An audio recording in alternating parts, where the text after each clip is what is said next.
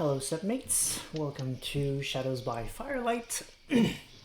Tonight I am starting in the dark because tonight is story time. The past week we have discussed vampires a little bit. Tonight I thought it would be relevant to go a bit more in depth into some of the core concepts of Vampire the Masquerade. Things like generation, and it's hard to talk about generations without talking about the progenitor of the entire vampiric race, Cain. So I figured we would start with story time. We're about to get seriously heretical here, so if you're a devout Christian, maybe come back in 5. So in the beginning, there was only God. As per the usual story, 7 days later, he created the world, and eventually he created Adam.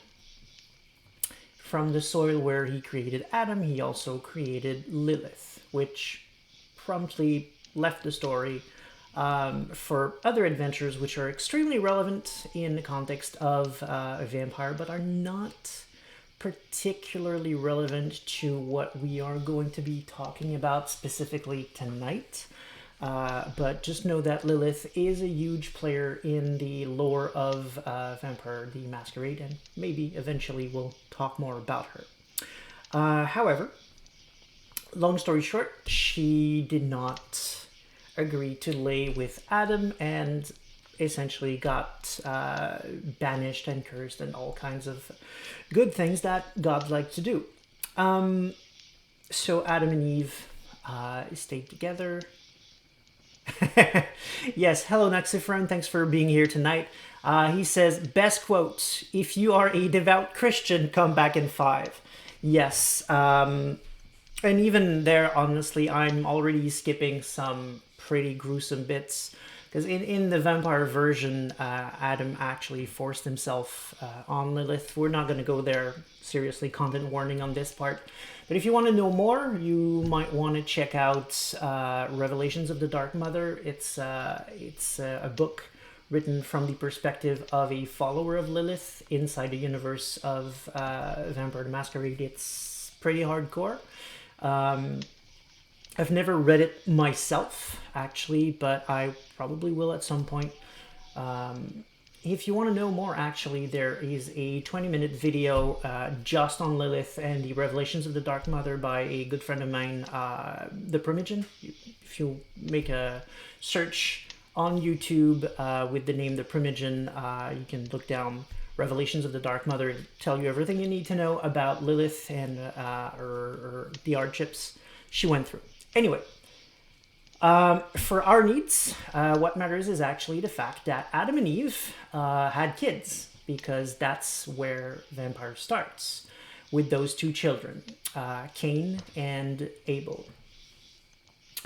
They lived their lives happily in the Garden of Eden as per the normal story, up until the point where an angel came down and told them that God wanted a gesture of faith and asked them to sacrifice what was most important to them.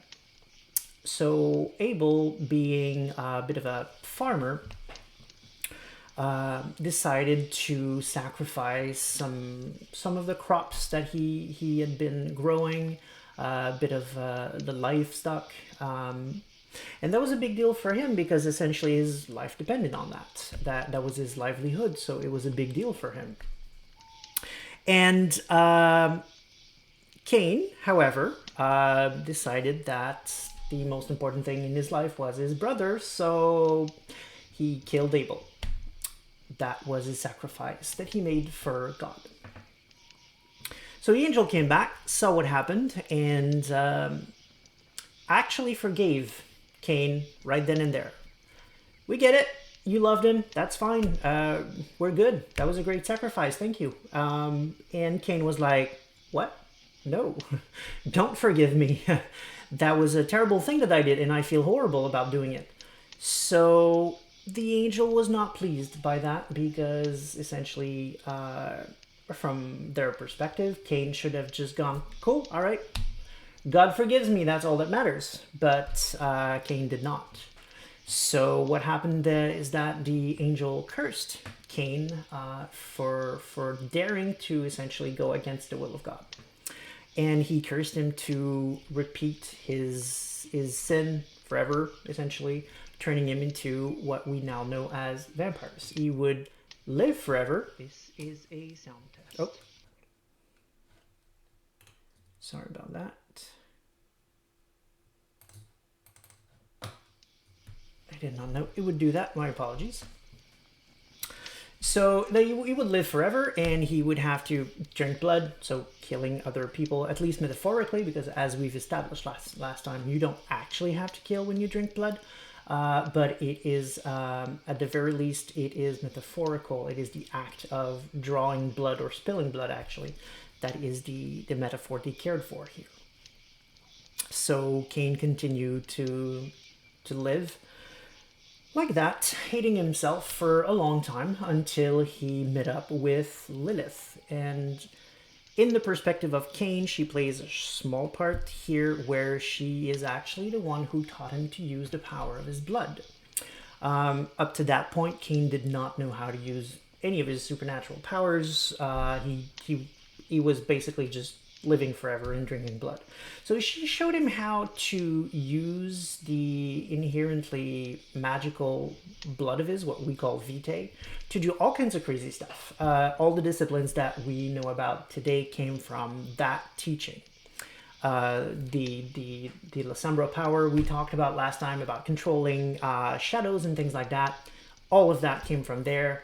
The learning how to do some blood bond, which I haven't explained yet, but I'm sure it's going to come into play in the game. So very quickly, if you feed your blood to someone, which, as explained, creates a ghoul, it also creates a magical bond between yourself and the person that you gave your blood to.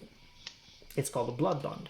And the more you feed your blood to that person, the stronger that bond becomes. Earlier on, it's just a, hey, that person's pretty cool, I'd hang.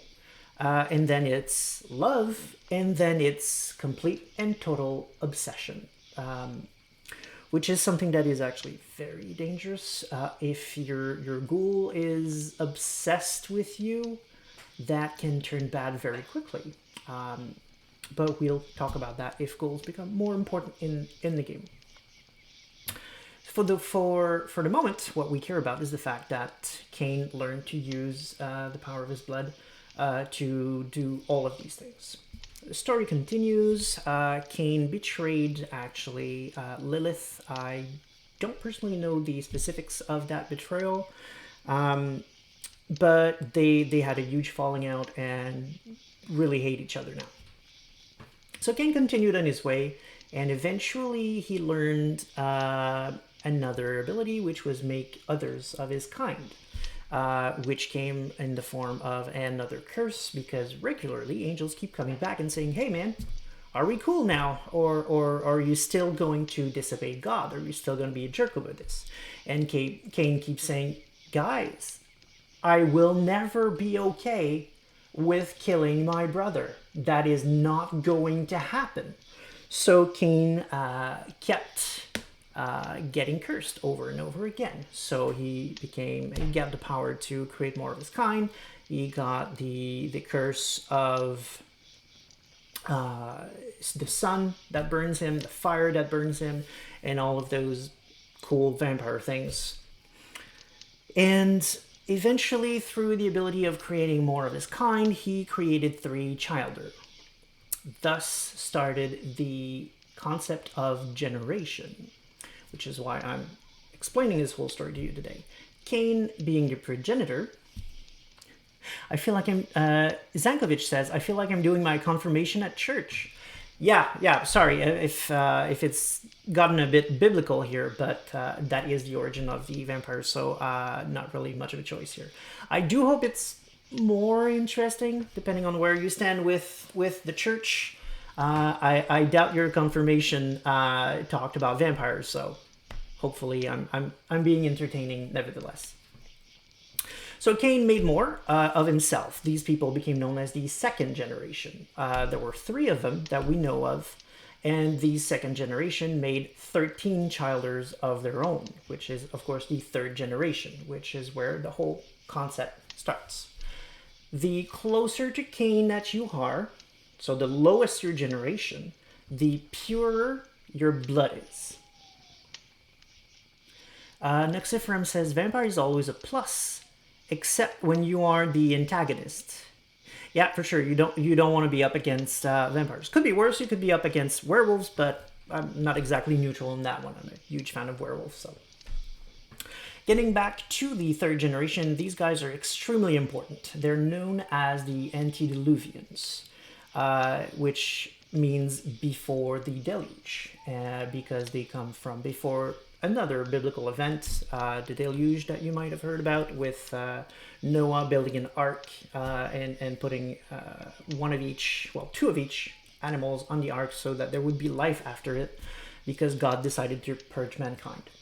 So the third generation are named after that biblical event because they come from before that time.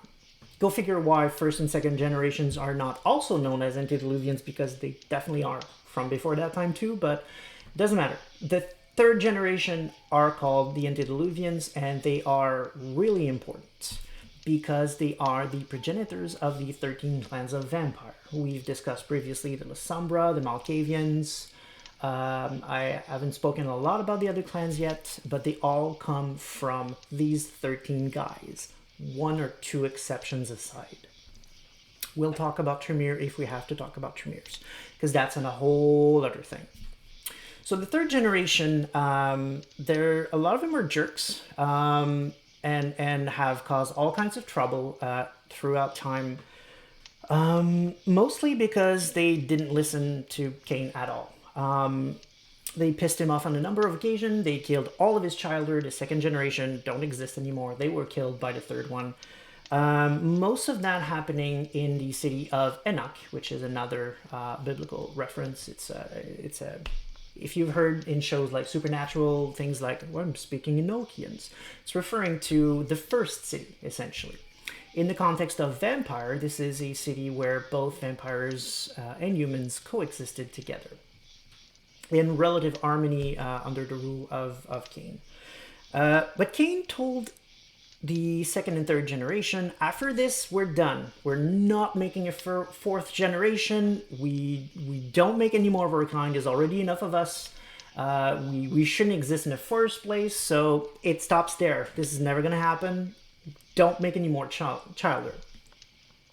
And the third generation, being the jerks that they are, they did not listen. They created a 4th, 5th, 6th, and so on up until the modern day times, where we have now vampires that are so removed from Cain, around 13th to 15th generation, that they don't actually have a number. We stopped giving them a number. We're just calling them thin bloods because they're so weak compared to the other ones in terms of vampiric strength. Some of them can walk in the day under the sun. They're just fine. They're barely registering as vampires. And so the other big deal with the antediluvian is that essentially after Enoch fell, Cain disappeared off the map. Nuxiferum says, thin bloods equal noobs. Yeah, pretty much. Pretty much. They're dangerous in their own way. Their blood is extremely thin, but due to being somewhere between vampiric and being human and some kind of weird property of being extremely thin, their blood actually has a power that the other generations don't. They have completely unique disciplines that cannot be replicated by the other generations. In 5th edition, they have made it a pretty worthwhile strength from what I understood. They're meaningful players nowadays. And that's important. I guess I'll get back to the antediluvian in a minute, since we're talking thin bloods in the chat here. That's important because in previous generations, thin bloods were not very playable. They were extremely weak. and didn't have anything going on for them. Actually, they had something going on against them, extremely so, because there were some prophecies about them that said that they were essentially a sign for the end of the world, as far as vampires know it. So when they started showing up, vampires really did not like them and gave them a horrible, horrible time. There were places where they were just hunted down, so that was not cool for them. In this version, they have a slightly easier time because there's a lot of them now, and they have powers that the older vampires or the lower generation vampires don't understand and fear a little bit. So they're becoming a faction worth talking about now. It's a playable option, and they're even recognized as kind of a clan of their own. There are cities, such as in New York, we might see it, where they have their own representative, which in Vampire is known as a primogen. They have primogens now, which is a big deal. They never would have had that in previous generations. Now, I'm getting back to the antediluvians because they're directly related to the end of the world as vampires know it that I was talking about. After Enoch and Cain left, they started, as I mentioned, making more of their own kind, fourth generation and so on. And they always told themselves, it wouldn't be too bad, we can keep control. But they couldn't, of course, because their own childer didn't listen either, so they made more and they made more and they made more.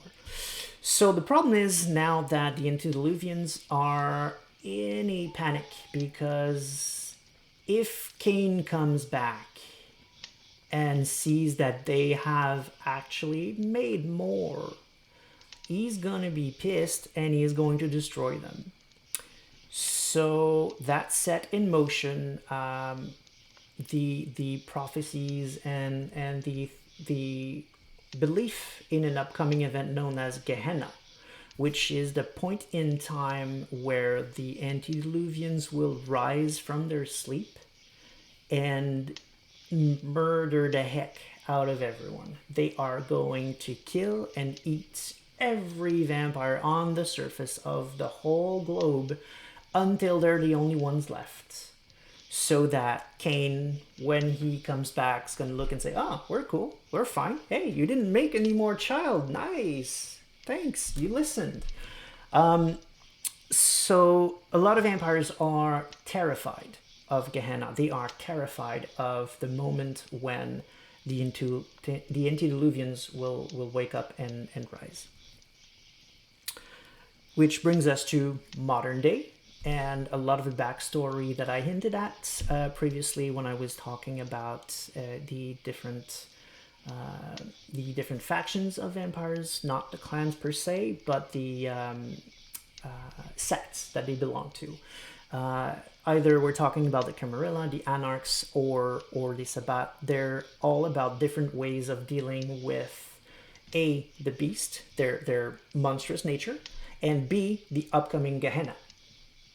The Camarilla, for the longest of times, denied the fact that Gehenna was coming, and that even that antediluvians existed, or even that Cain existed.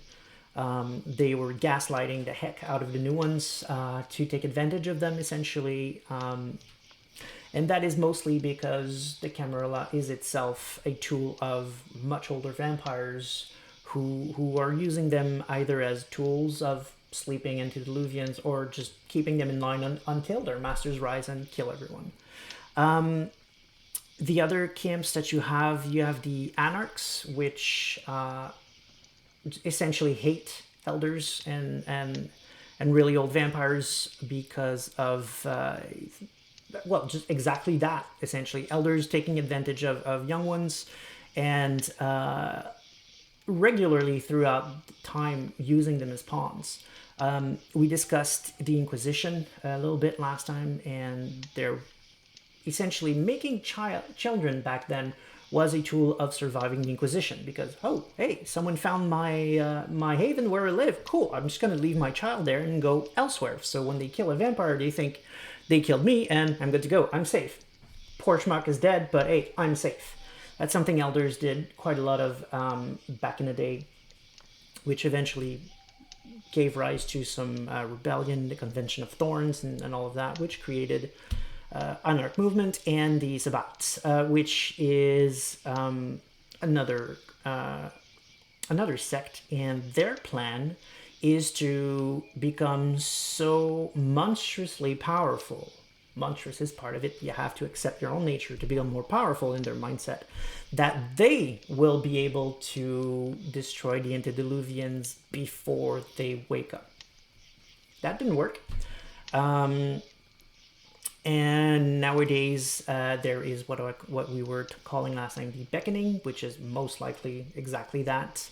The antediluvians, or close to, rising up and summoning their childer to some reckoning or another, and the Sabbat, which kind of disappeared from the setting in 5th edition, are probably fighting that fight and trying to destroy their elders, but so far 5th edition hasn't really covered that too much, so there's a lot to cover there when and if they decide to make the Sabbat books, which I really hope they do, because that's a big part of the setting that really needs to be told, and they haven't.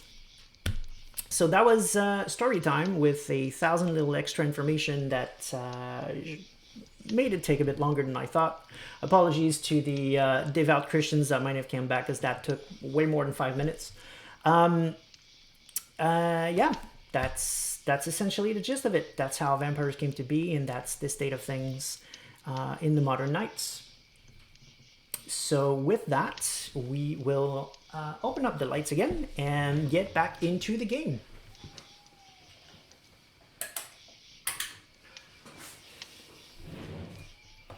Let me just make myself small again.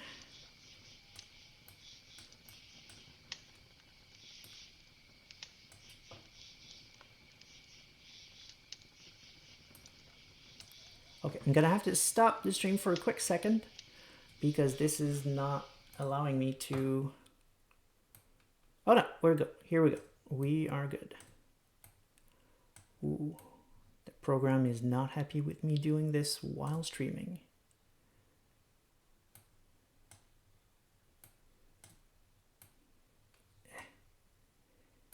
Here we go.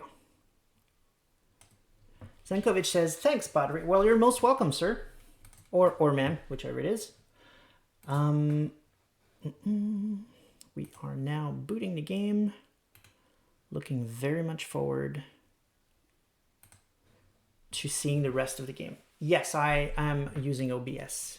Noxifern was asking, what am I using? Absolutely OBS.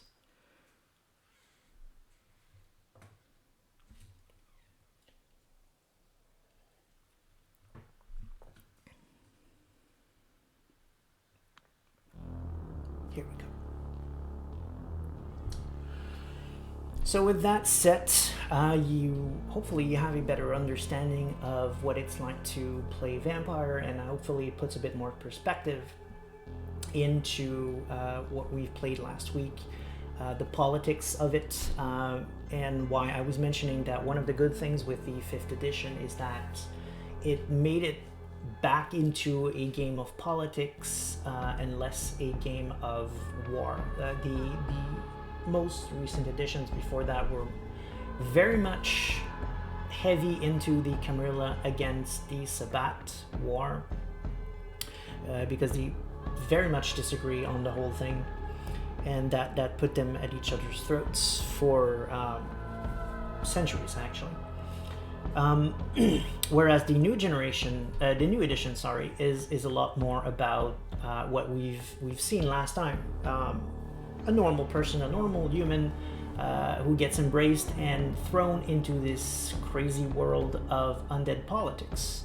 That is what Vampire is all about, and that is what 5th edition did. It brought it back to that, which is really nice, and I'm glad they did. So on that, let us delve into those vampire politics and see what this game has in store for us. Quick recap.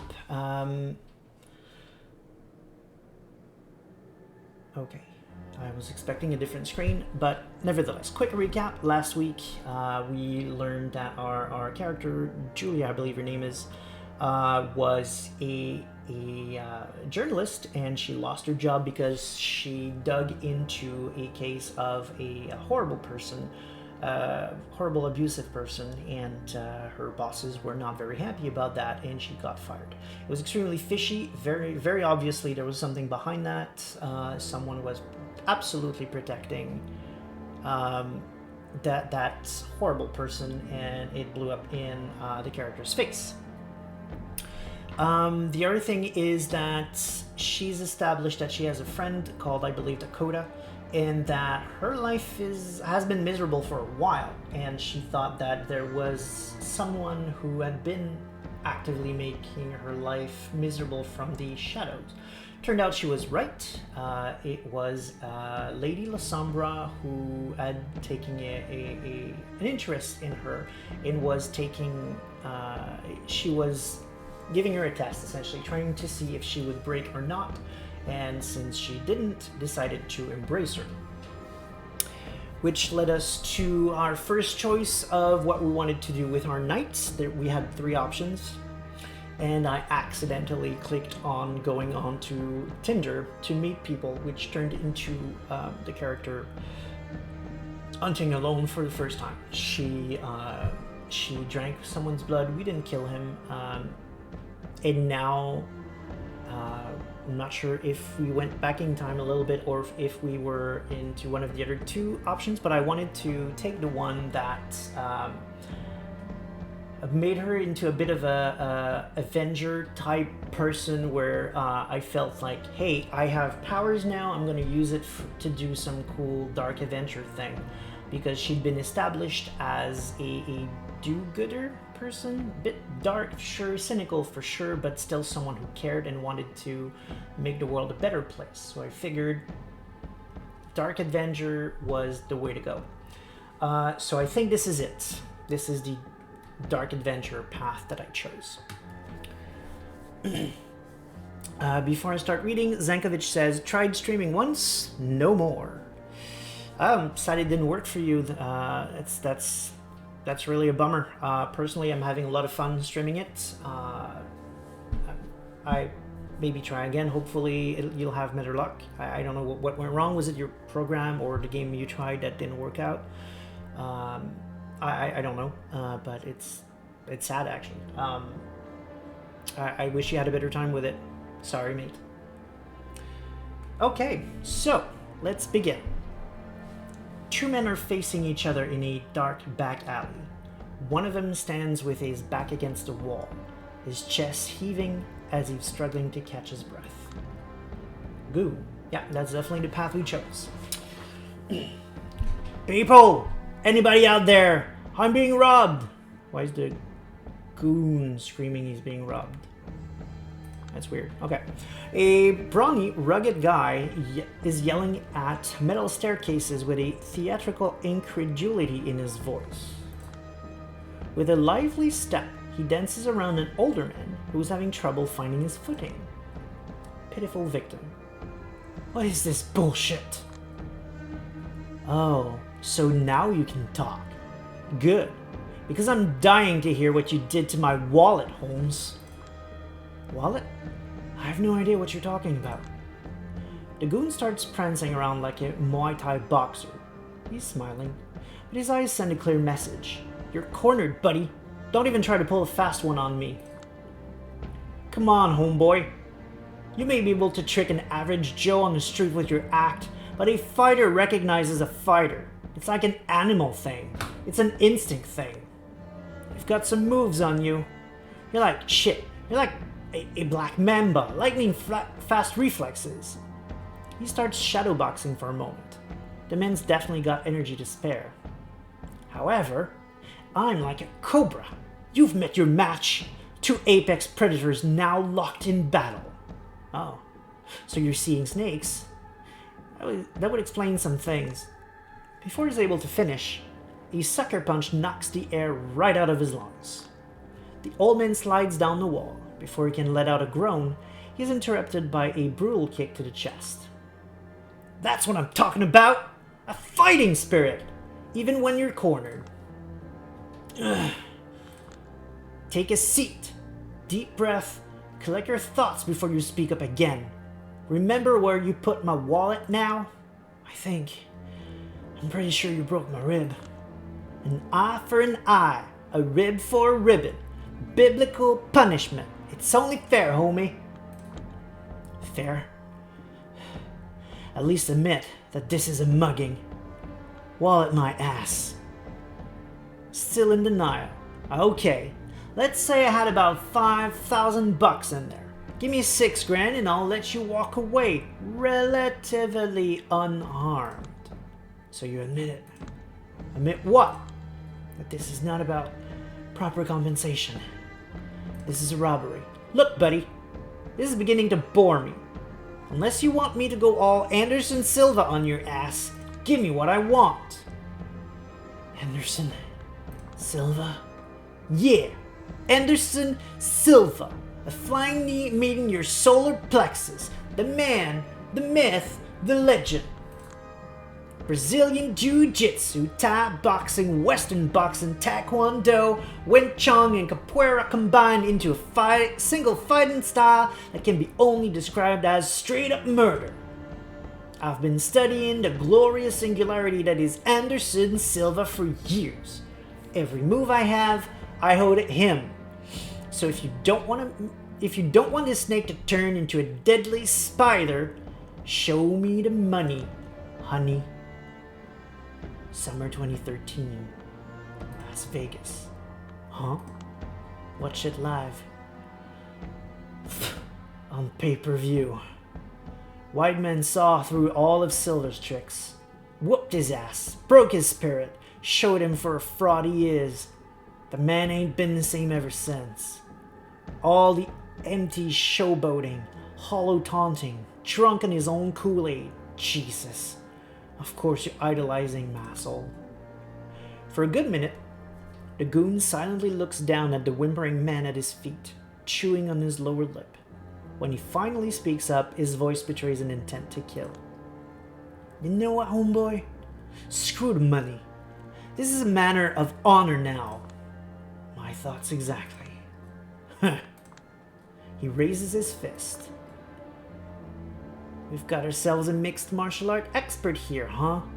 For your own sake, I hope you can back that talk with some self-defense skills, homie. So we can now affect this. That's enough. This is pathetic. Take a chill pill.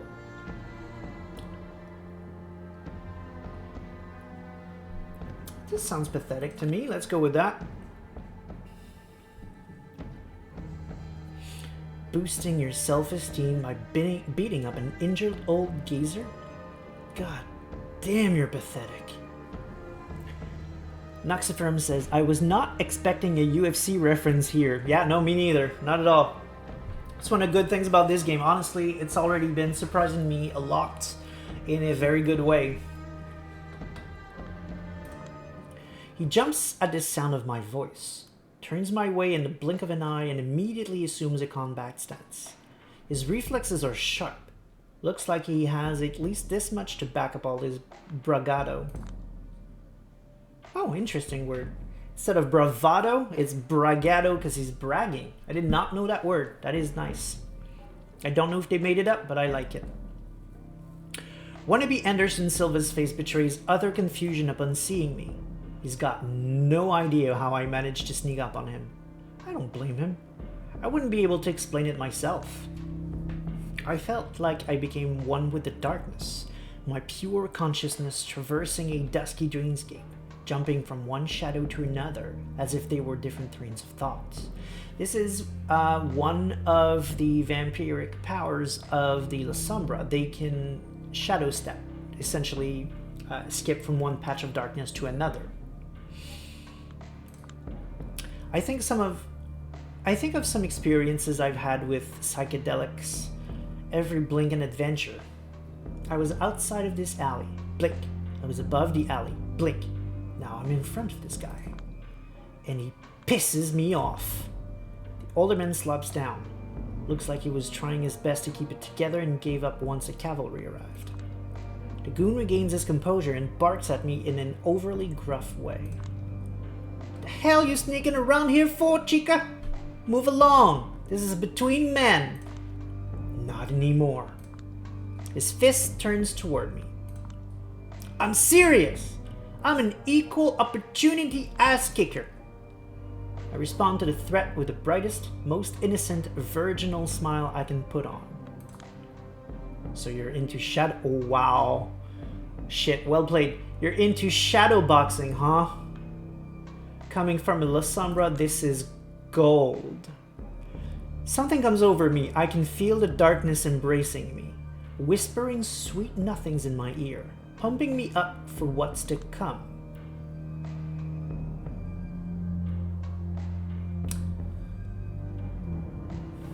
So we have a choice of how to attack it. We can do reverse elbow, crane kick, or low spinning sweep. I know Noxiferem is into UFC, so I'm actually going to leave that choice to you, bro. Which one? How are we attacking this guy?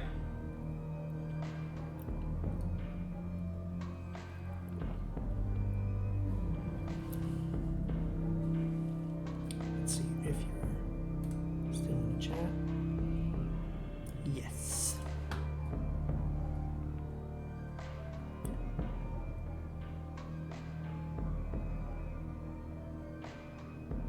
Might be distracted. I'm gonna give him 5 more seconds. 5, 4, 3, 2, 1. Okay. Might be distracted elsewhere. So personally, I am going for the low spinning sweep because sweeping someone on his ass is a great way to show someone that he's very much wrong and barking up the wrong La Sombra. I've always wanted to try this. I zoom in, duck below his fist, and sweep him up his feet with a powerful roundhouse kick. It's probably the dumbest, flashiest thing I could have done, but I'm feeling more confident than ever. He flies into the air, only managing not to fall because of the wall behind him. I know what he's thinking. I should have blocked it, and he absolutely should have. But instead he just flailed his arms helplessly, as if he suddenly found himself in front of an incoming train. A primal expression of fear that suddenly and completely took him over. I don't know how I look right now, but judging by his expression, my best guess is like the gaping maw of some primordial beast. I follow up the surprise attack with another punch to the solar plexus, or at least my nearest estimate. Once again, the effect terrifies even myself. This is actually very dangerous here, because the reason why I'm allowing myself to be on the offensive despite Julia not having been established as a fighter is because the Sombras have another power called Potence, which is essentially super strength. So I'm very confident she can punch this guy very effectively. I'm just concerned that it might be too efficient and that she might kill him by accident. We'll deal with that if it happens, but I'm trying not to actually kill him. Looks like my hunch was correct, and I hit the right spots. He falls to the floor, whining like a wounded animal, tears streaming down his face. I let him collect himself a bit, and then grab him by his chin. Learn to choose your battles, homeboy. Let me go! For Christ's sake, just let me go! I kick him in the direction of the alley entrance.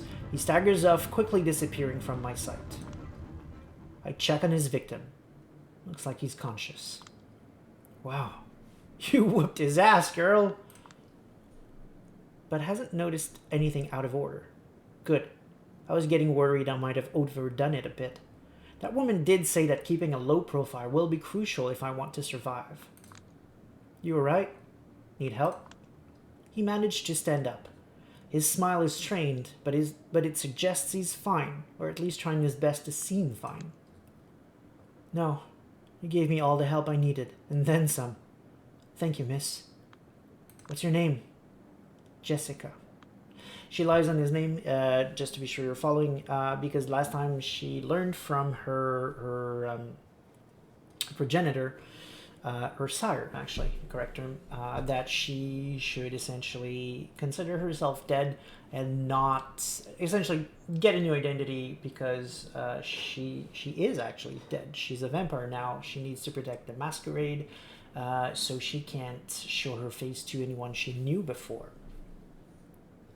So that's why here she's just blurting out Jessica. Thanks, Jessica. I was worried for a second, but this Hassel's bark was worse than his bite. He's probably in worse shape than me now. I guess that counts as a victory. I'd better be going. My wife is probably worried sick, but before that, if there's anything I could do to repay you. Just be more careful. Where to celebrate. Wallet, please. Wow, okay, I'm not gonna do that. Where to celebrate? No, just be more careful. Forget about it. Just be a little more careful in the future, alright? A true heroine always refuses compensation for her help. At least that's how I think things should go. Never thought I'd help someone in a street fight. You're something else, Jessica. You never wanted to try your skills in the octagon? Too much in love with my gorgeous face to see it bruised, battered, and swollen. Sorry. I hear ya. Whatever you do next, God bless you. And there he goes. God, huh? I feel like one right now. No more worrying about being out after midnight. No more feeling uneasy whenever I spot a shady asshole across the street. Ever. Hell, I could start jogging in Central Park after midnight now. Not that I need to. She absolutely cannot do that. She doesn't know it, but Central Park is werewolf territory. There is a Bolnar Sept in there. Do not go there if you're a vampire. The future's looking bright. Wow. What a oh, nice.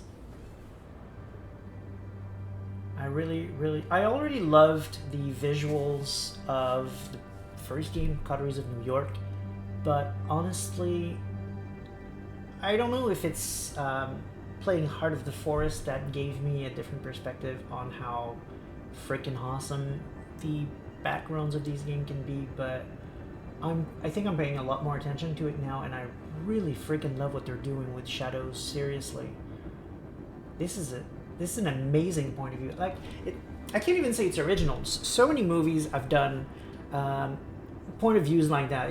Just think Batman or Spider-Man, they're always on top of skyscrapers and things like that. But this game had the brilliant idea of not making the frame about glorifying the character.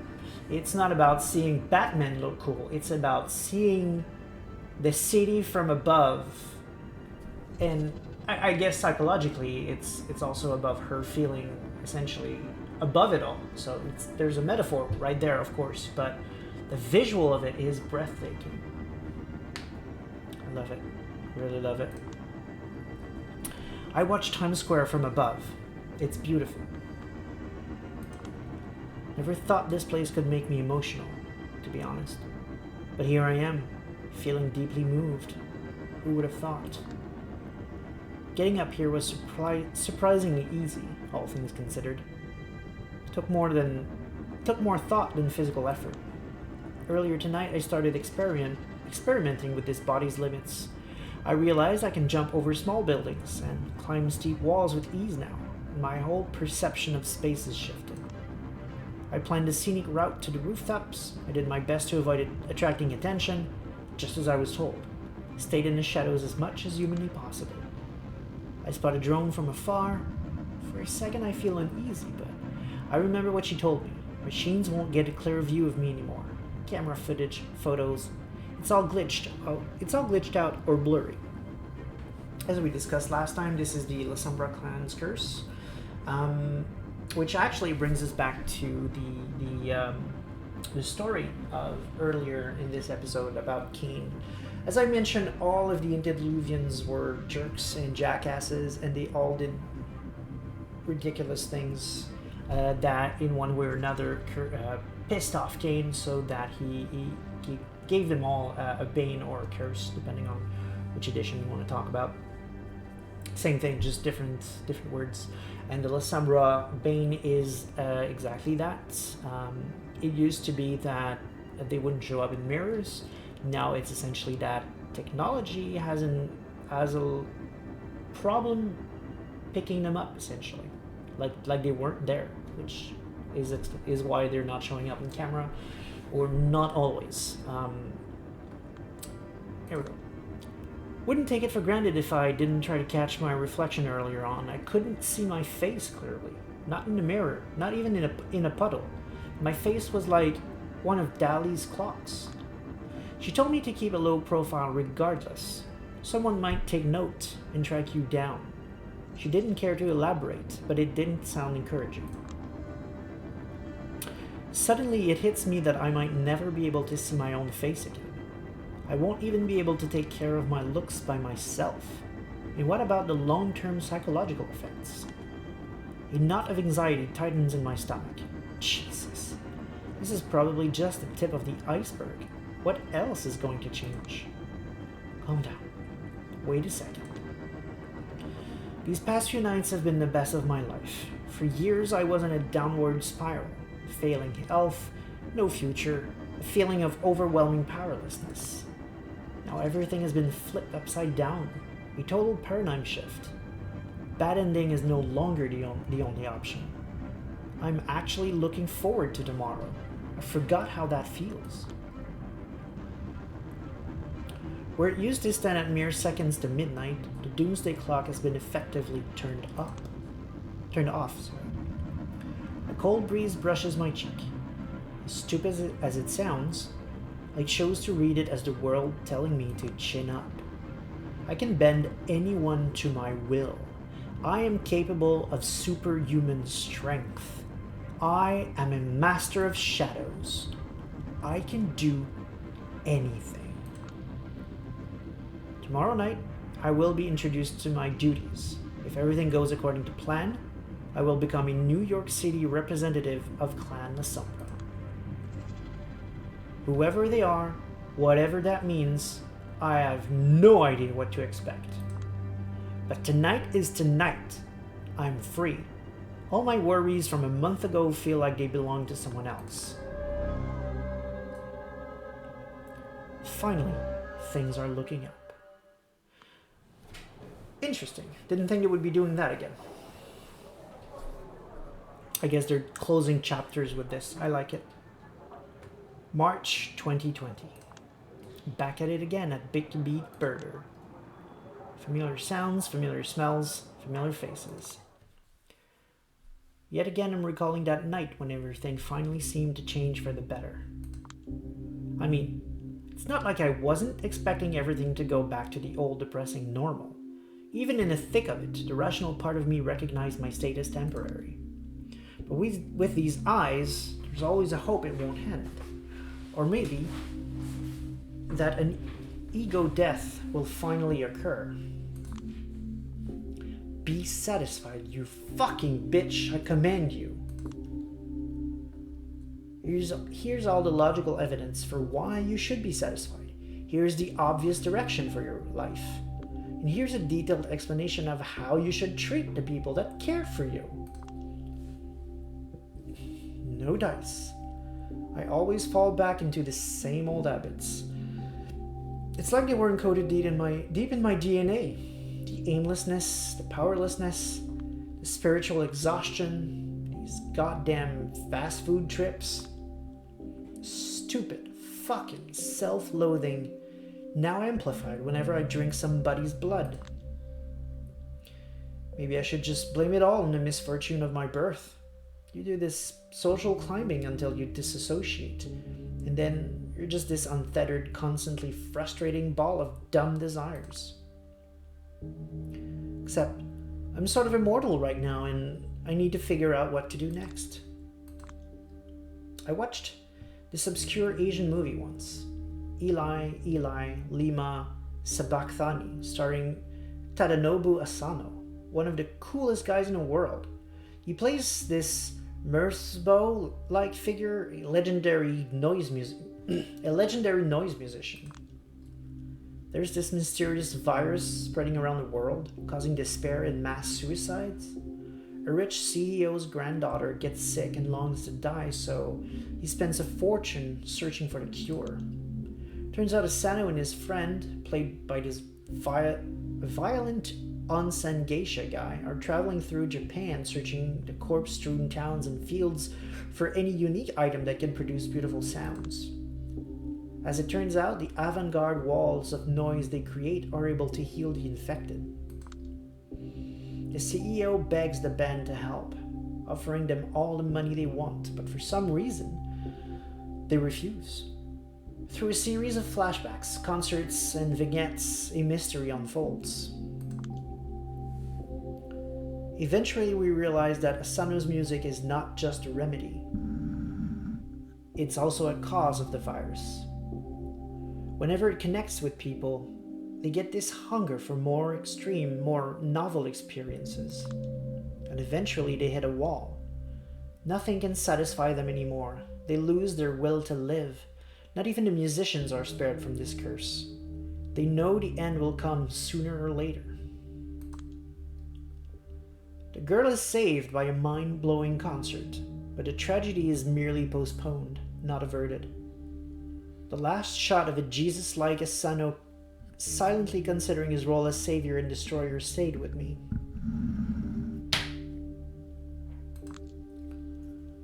The form of the film is abrasive. Little to no narrative coherence, some weird cartoonish creative choices, the Japanese noise soundtrack, the very freeform and hard to understand weave of themes. But at this point, movies like this are all that truly connect with me. I'm the New York City representative of the La Sombra clan now, also known as the Night Clan. They're masters of shadows who cast distorted reflections and make modern tech go haywire in their presence. So from what I'm understanding here, she went from being just embraced to being the La Sombra Primogen. That's a huge leap.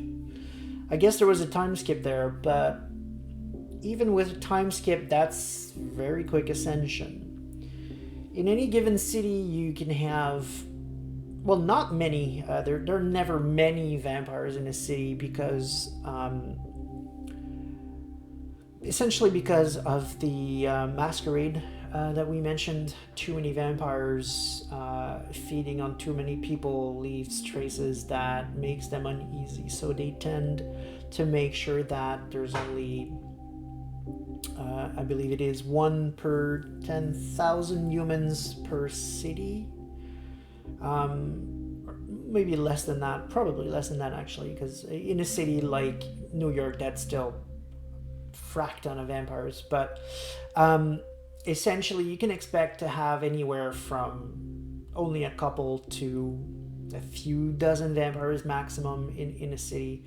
So you usually have less than 10 members of any given clan, and one of them usually will be the Primogen, because it's a position of power over your other clan members.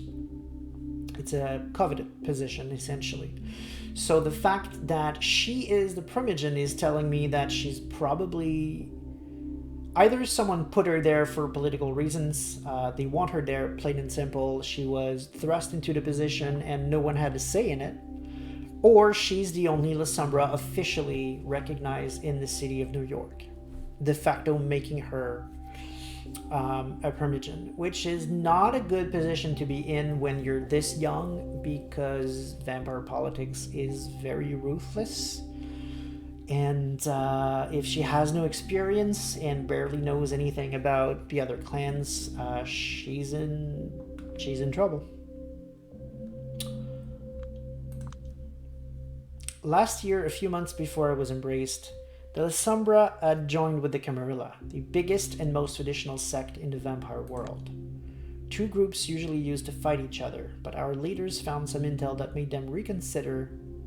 The two groups, sorry. And made them reconsider their strategy.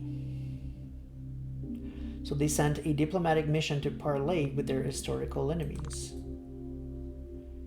I think I double-clicked. Let me check.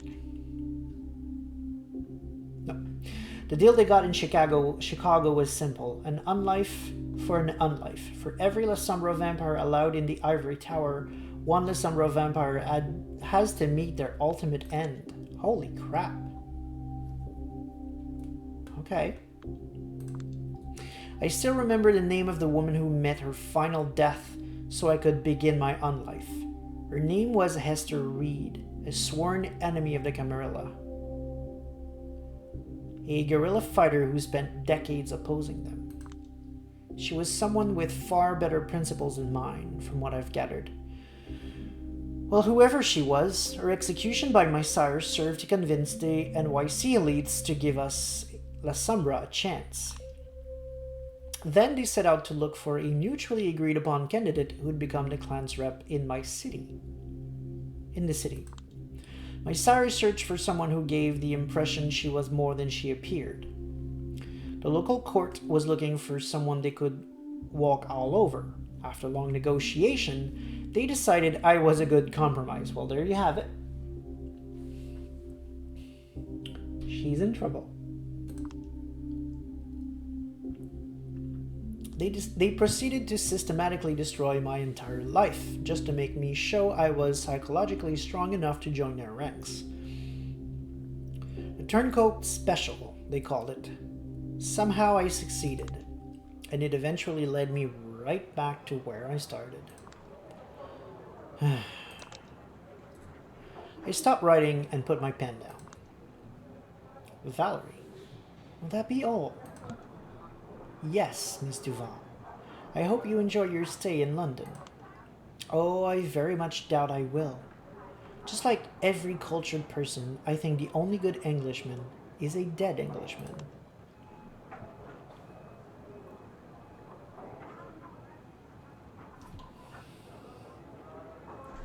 I believe Valerie is from Coteries of New York, but I honestly don't remember. Is she in the logs? She is not. Okay. Fucked up serial killer. I assume that's us talking about her. Privileged scum. Just get the hell out. I will go with that because I have not enough information to make a good choice. Not interested in small talk with someone as sociopathic as her. I finished the formalities in silence. That will be all. Tell Kadir I said hello and farewell. Safe travels.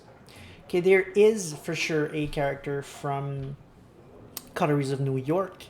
He is the town's sheriff, which is essentially the enforcer of the prince. He is the person who does all the... Well, not the enforcer, but because that would be the scourge, but he's the one who will investigate what needs to be investigated. If there's a mystery afoot, some vampires disappeared, or hints that something weird is going on, the sheriff will be sent to investigate things. They often enforce as well, although technically things like finding fugitives and bringing them back to the prince is more the scourge's role.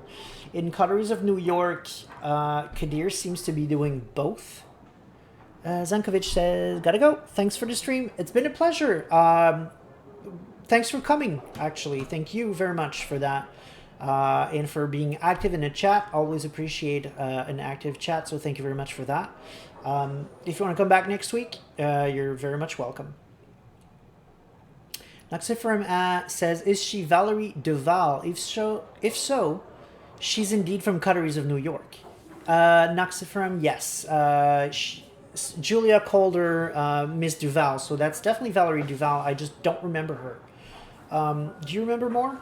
If so, feel free to explain in the chat roughly what her role is, but I don't think we'll be seeing her again. It looks like she's leaving, so good thing, I guess, that I don't remember her much.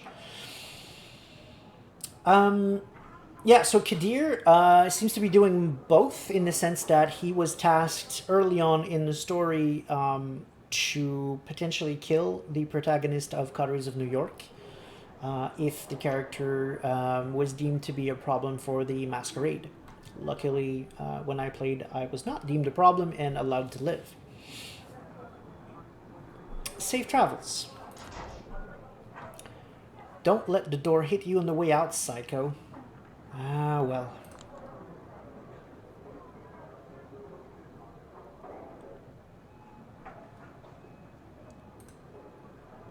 Naxiferum says, my Google food tells me she's Venturu's Scourge. Okay. Interesting. So Ventrue is one of the other clans that we've mentioned a little bit. They're all about tradition, old school stuff. They think themselves to be the rulers of pretty much everything. Noblesse oblige type thing. And Scourge is the position that I was talking about. The enforcer, the person that is actually usually sent to kill or kidnap people for the prince. So that makes sense that she'd be a bit sociopathic. I guess Scourge are scary people, so there we have it. I'm the lone Sombra in this town, and my representational role means jack shit. No title, no perks, no whatever. Right now, I'm in the court's gopher, doing all sorts of work nobody else will touch. My main duties? Being a sort of immigration officer. See, New York is probably the biggest vampire travel hub in the USA, and definitely the biggest one in the East Coast. Almost every kindred arriving from Africa and Europe comes through here. The local Camarilla is nuts about bureaucracy and population control, so every vampire leaving or arriving in this town is supposed to check with me to inform me about their travels. And by the way, thank you very much, Naxifram, for your Google food. Very much appreciated. Well, in theory at least. The VIPs play by the different rules. They take care of this stuff through connections and servants. But for the smaller fish, I'm like a vampire Statue of Liberty. The first bloodsucker every kindred coming to NYC should see, on paper anyway. The first after the prince, or Kadir. The Primogen Council, these things vary. Yeah, I'm a naturally traitorous Sombra, so they still prefer being traditional and hands-on about these things.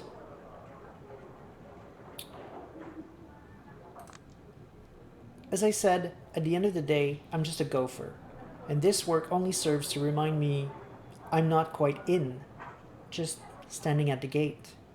I guess I'll delve a little bit into that. Presentation when you come into a vampire city is a big thing, actually. There are rules in vampire society called tradition. The first of which is the masquerade that I've mentioned about. There was another one about getting permission before creating more vampires. There's another rule about respecting someone's domain. And another one about when you show up in said domain, you have to present yourself to the person ruling over that domain. So essentially, sneaking in and out of a city is a big no-no in vampire society. If you do that, you're asking for trouble. So here, when she says that people coming to NYC need to see her first, well, actually, no, not really. They need to see the prince. That's what she's referring to. She may be dealing with the paperwork and stuff, but what really matters is that people need to go and see the prince and announce themselves as being present in the prince's city.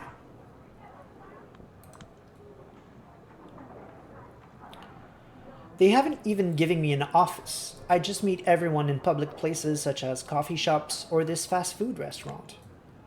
Some consider this an insult and lash out at me, but luckily most of them understand we're in the same boat. Only here because we're curs who need to be reminded of our place from time to time. Speaking of, my last client is 15 minutes late, and I still have more errands to run tonight. This is getting irritating. To be honest, I should just find some self-respect and leave. But I won't. My sorry upbringing left me with this stupid sense of responsibility. 10 more minutes pass. Eventually, an unfamiliar woman appears by the door. She tells someone to stand by the door and walks in.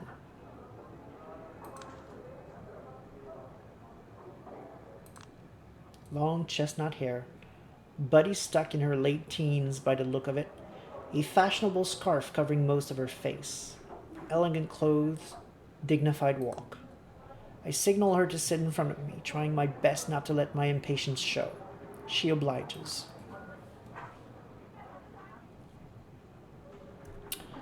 I don't know who she is, so I'm not gonna go took your time, huh? Don't want to insult someone before I need to. Here to check in seems like let's get to business, but without being as mean with it, I guess, with this one. So I'm just gonna go with that.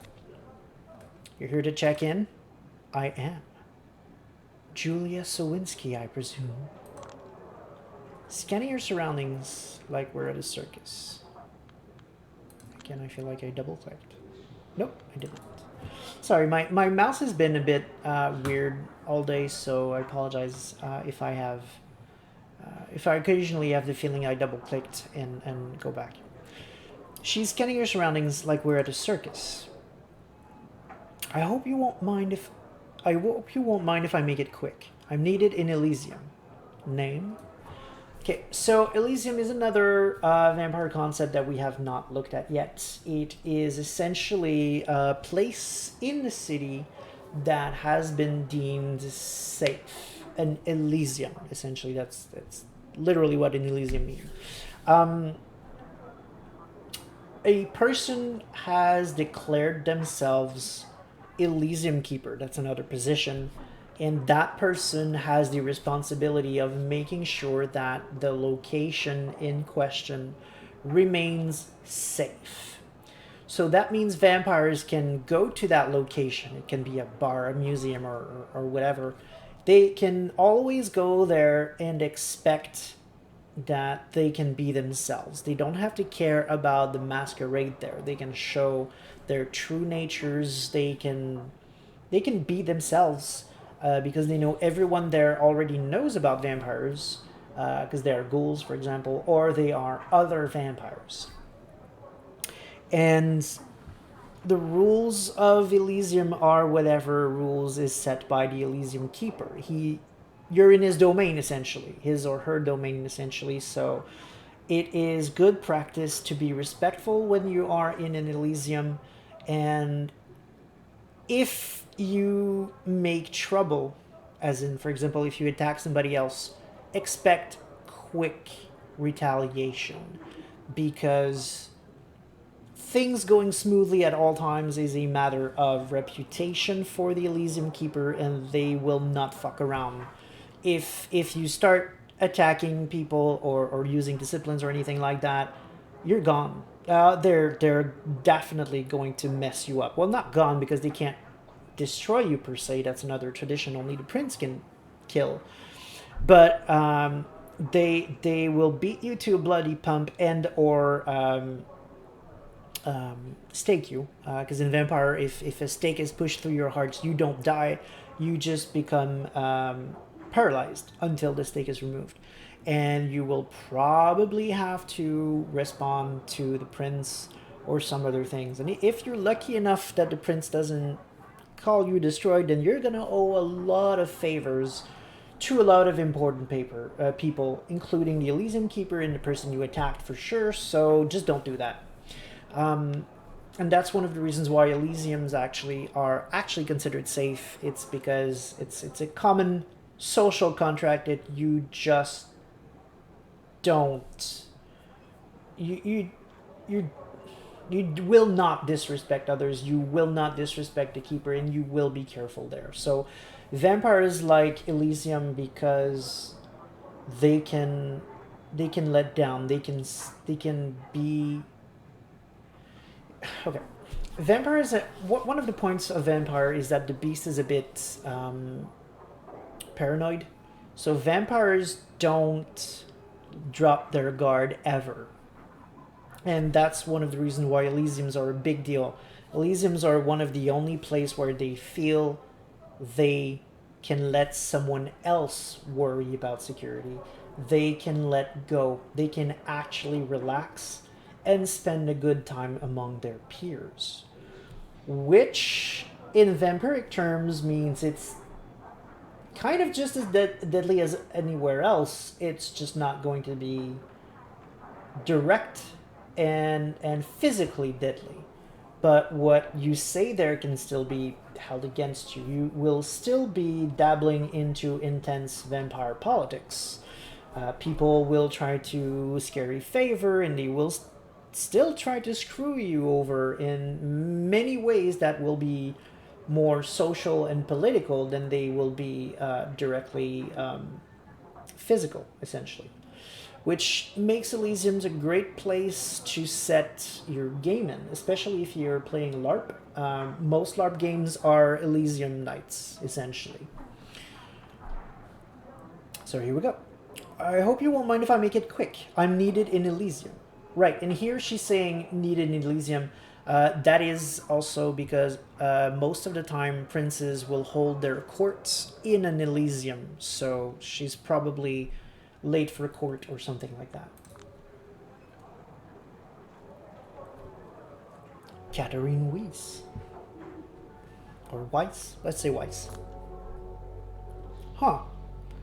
I swear I've heard that name before. Someone else's description of her crosses my mind.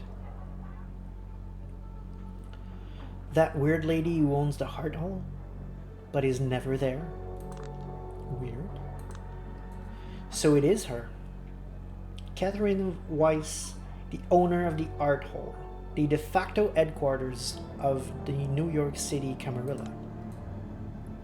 For fuck's sake, Julia, what are you doing calling her weird right off the bat?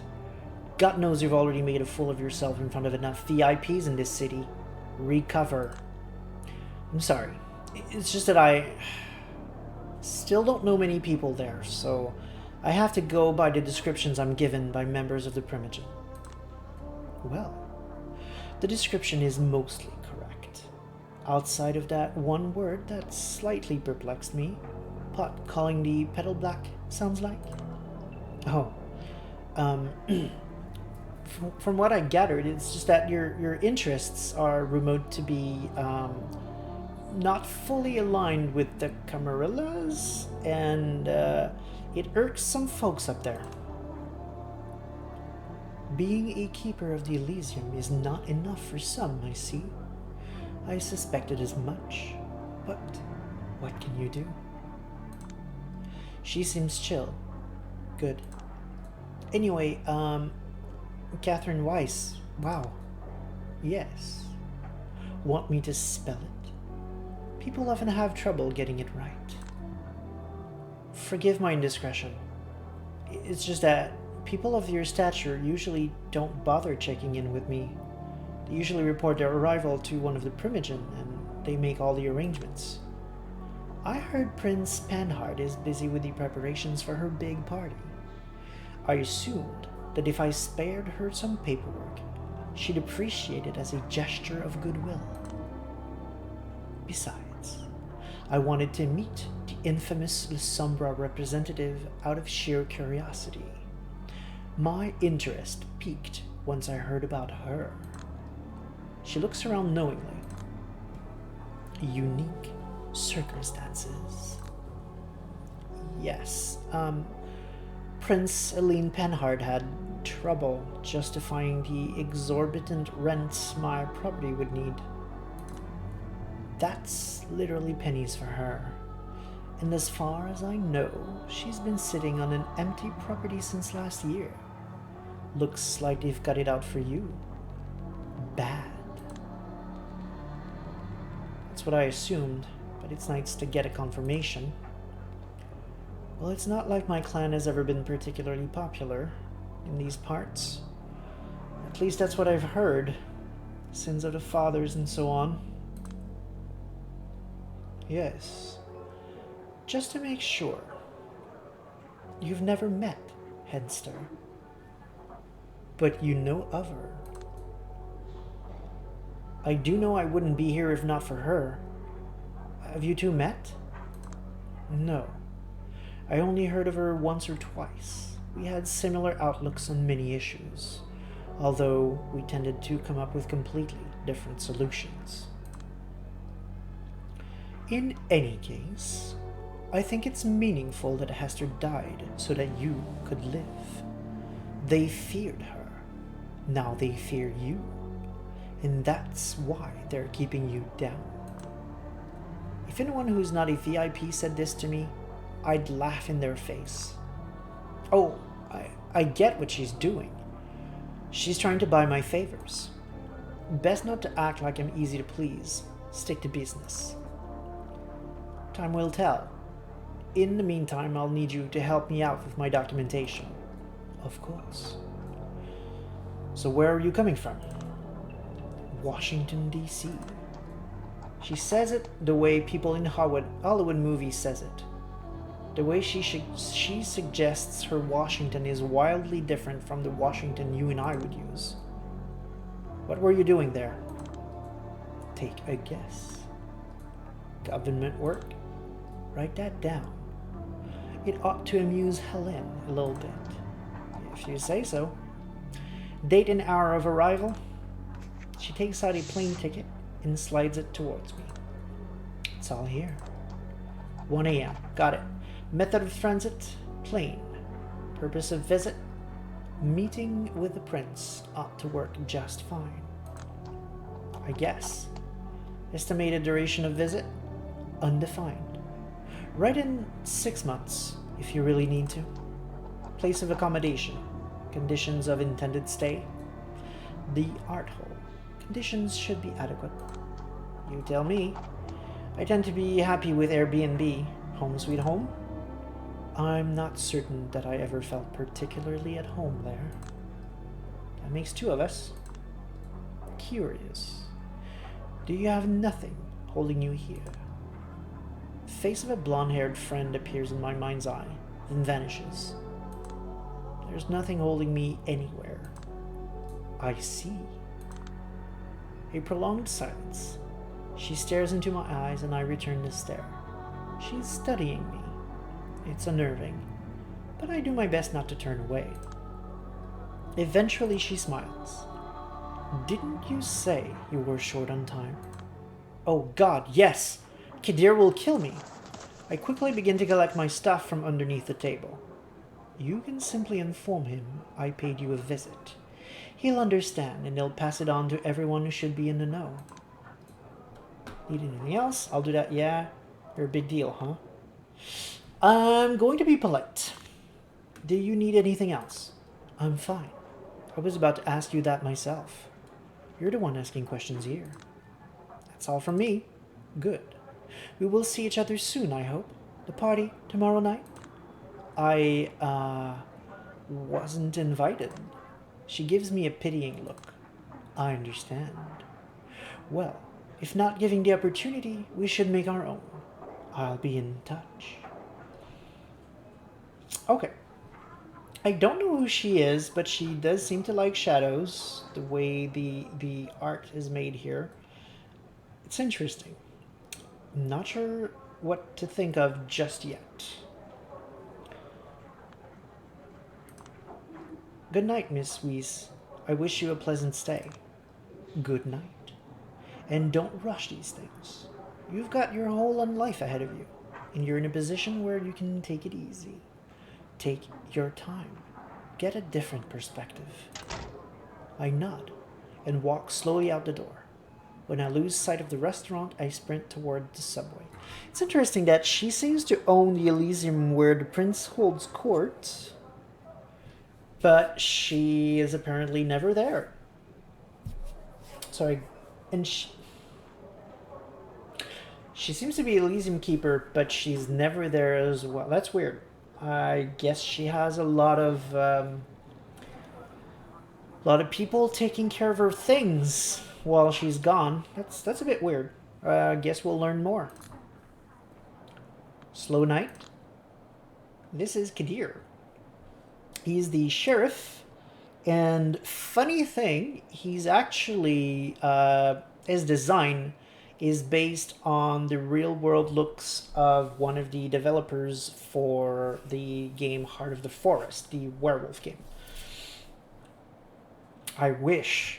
You're late again, by the way. I hope you have a good excuse. Kadir Al-Azmi, the mighty sheriff of New York City, is not happy with me. No wonder. I met him in front of the Elysium 30 minutes later than the time we had agreed on. Yeah, well, Catherine fucking Weiss decided to arrive fashionably late. A likely story. She's supposed to be out of this city. If you think I'm pulling your leg, boss, feel free to check my report. I pass him all of the official papers. The way I do every other night. Kadir stares me down for a good few seconds, then his steely gaze softens. You're serious? Weiss in McDonald's with the mask and elegant clothes, surrounded by the smell of French fries and hamburger patties? That must have been one hell of a sight. So she's either Toreador, because of the pretty aspect of her. Toreador is the clan about heart, appearances, social standing, and beauty. Beauty is a big thing for them. Or she's a Lasombra. Actually tempted to go with Toreador for now, despite hints to the contrary. She might have been a Lysombra who passes herself as Toreador. Noxifram says Toreador equals fast painters. Yes, that's one of the classic caricature of the Toreador clan. A lot of them being artists of one form or another. They tend to be associated with photography, painting, writing, what have you. And one of the powers of the Toreador clan is celerity, which is essentially being very damn quick. And Noxifram has always found it a bit the image funny of Lasombra painting lightning quick. And he's right. It's definitely a hilarious image. So here Kadir seems to be pretty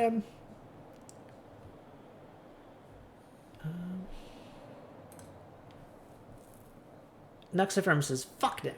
Gangrel for the win. Absolutely agree with that. Gangrel being my favorite clan. They are, well, not. That's not going to surprise any of you who's been following my stream, considering I'm absolutely in the werewolf clan, the werewolf side. But the Gangrel are essentially the next best thing to werewolves from the vampire perspective. They are the clan that is closest to nature. They have a fuck off attitude. They have a screw politics attitude. They are their powers are all about power over animal, power over their beasts, melding with the earth, that sort of thing. They can also shapeshift into all kinds of animal, and they're overall pretty damn badass. You're serious. Vice in McDonald's. Right, okay, we read that. So here he's being very impressed that a Toreador has agreed to go into essentially a fast food restaurant. And yeah, a lot of them would not be caught dead into a place that is beneath their statures. Nomad says, I like Gangrel too. They make great glider. Right. Okay. Nomad is referring to an event that happened in a game I ran almost 20 years ago now, where he was playing a werewolf, a Get a Fenris werewolf, who was infiltrating a building that was owned by a vampire in another city. He'd followed a vampire who had been fleeing, essentially. And he climbed the next building over because security would be way too high in the actual building where he wanted to go. So he climbed the next building over and essentially used a gangrel in beast form as a form of a way to glide, essentially window to window on the 20th or some such floor, right on the floor above where he was targeting. Killed a whole bunch of vampires on the way down and got his He actually managed to get his target that way, and then promptly killed also the gangrel he was with, because werewolves don't like the worm. Combat the worm wherever it breeds and wherever it dwells. So he decided that despite the gangrel being previously an ally, he had outlived its use. So Noxifram, oh right, is holding his head here after hearing that story. That was before your time, man. You should have been there. That was a great game. You would have been a great addition. So here we are. Let's continue this. Technically, it was BBB, not McDonald's. But yeah, God, I made such a fool of myself. First thing I did, I quoted somebody calling her a weirdo. I wanted to die on the spot. Nomad answers, oops. Well, you did what you had to do, man. There's context to that. In the sept where we were playing, they had been actually kind of close to the vampires. They were allies for a bit, and it led to one of the werewolves being embraced, which created quite a stir. So at the time, Nomad was in a particular mood where he really didn't like vampires, and he'd been recently accused of not following the litany, not combating the worms wherever it breeds and wherever it dwells. So at the time he was in enough is enough mood, hence why even the gangrel, nice as he had been, had to go. It made sense at the time. Serves you right, you walking faux pas. I've been trying to teach you to control your tongue, but you never learn. It's a new gaffe every week with you. Still, there's good news and bad news. The good news is Catherine has a fondness for vampires of humble beginnings. Probably why she decided to see you in your, shall we say, natural habitat. She's one of Richard's seen hassles to seek out working class cred. I did say something about watching your tongue. The bad news is she is very astute, so she can recognize a moron like you straight away.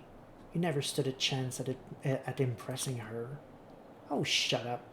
You still need me for anything here? I'll get on it straight away. Noxiferum says, no honor among werewolves. That's what? Strong disagree there, but then again, we do have Shadow Lords, so I wouldn't be standing out here chatting with you if I hadn't taken care of my duties. 30 minutes is all it took to finish preparations for the big party. I'm about to see everyone off. Sorry. Couldn't be helped, I suppose. And it's more your loss than mine. I just wanted some company tonight, and you could really use the chance to appear here on official duties, so everyone can get to know your face. Heaven knows your fast food job isn't going to get you anywhere. You need to... what do they call it? Hustle? You don't need to tell me that. But it's not like being paraded around for a bunch of blue-blooded douchebags is. He somehow manages to give me a painful nudge in the back without so much as a hint of visible movement. Language, you fool! You're coming out. Just stand here in silence for 5 minutes and focus on not embarrassing yourself any further, will you? Tsk. Got it.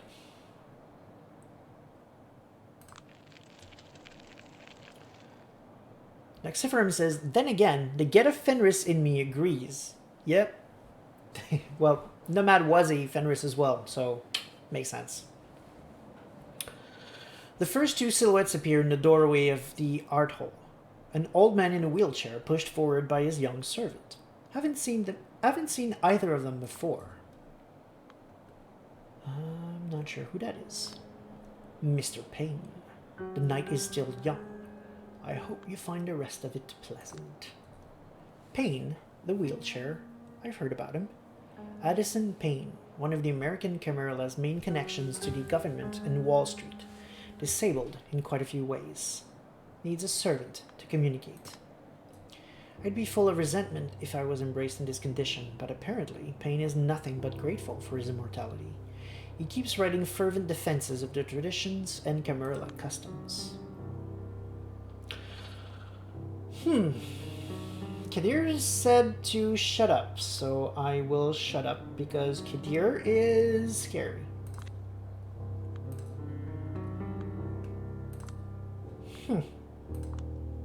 He wordlessly shakes Kadir's hand but doesn't even deign to acknowledge me.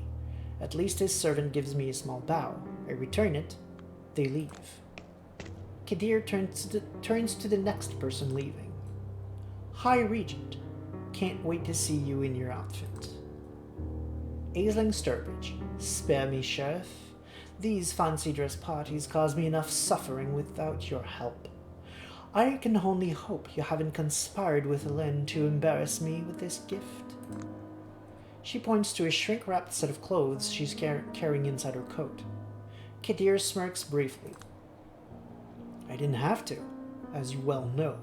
Prince Panhard displays a considerable foresight on the matter of party planning.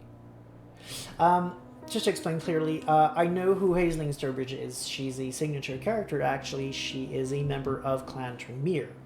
Clan Tremere, quickly, is a clan of wizards, I guess, is the easiest way to explain it. They did not start off as vampires. They actually were mages from the other game, Mage the Ascension.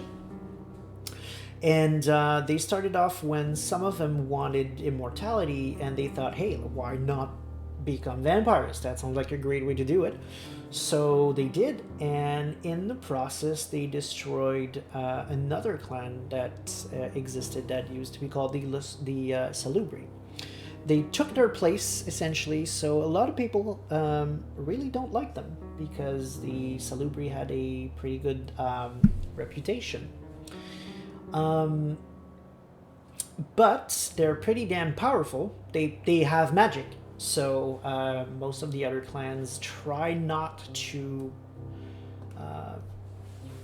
antagonize them too much. Essentially, a couple of clans tried once. 3 of them actually tried to destroy them. They united and tried to wage war on them, and they all got their asses kicked. So Tremere are now not protected, but essentially most people just won't try to piss them off, essentially. And she's the High Regent, which is also essentially another word for she's the Primogen. If there's one thing she's deathly serious about, it's frivolities. A recognizably mortal quality, especially for a prince. We ought to celebrate it, not oppose it. Don't worry, Sheriff. I'm a big girl who knows her etiquette. I will play your game, amuse the crowd a little bit, and return to my study as fast as possible. Aisling Sturbridge, High Regent of the Chantry of the Five Boroughs, a hero in the Battle of New York. Quite true, actually. She's in the novels. Back 20-ish years ago, White Wolf published a series of clan novels, 13 of them, all interconnected. And Sturbridge is in those novels. She fought to protect New York so it wouldn't fall to the Sabbat hands, and successfully, might I add. Could be a prince herself if she didn't have her eyes on a bigger prize. Oh, I missed a sentence there. Let me go back.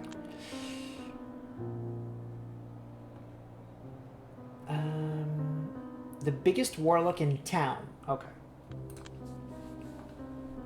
The thing is, nobody knows what that prize is. They only know it has something to do with the goal of her thaumaturgical research. Whoever tried to find out what it is failed violently.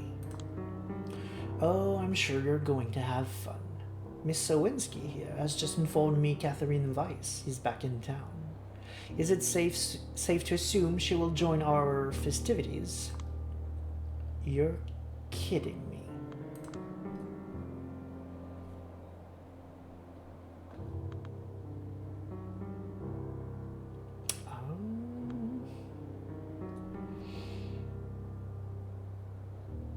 Let's try that. Her negative reaction intrigues me, so I decided to give her another nudge. She told me to send her regards and that she absolutely can't wait to catch up. Cheeky. That hint of torment on her face is less than I was counting on, but it will do. Vice. Excellent. I'd love to catch up with her. The barely concealed venom in her voice clearly suggests that, in fact, she'd hate to catch up with her.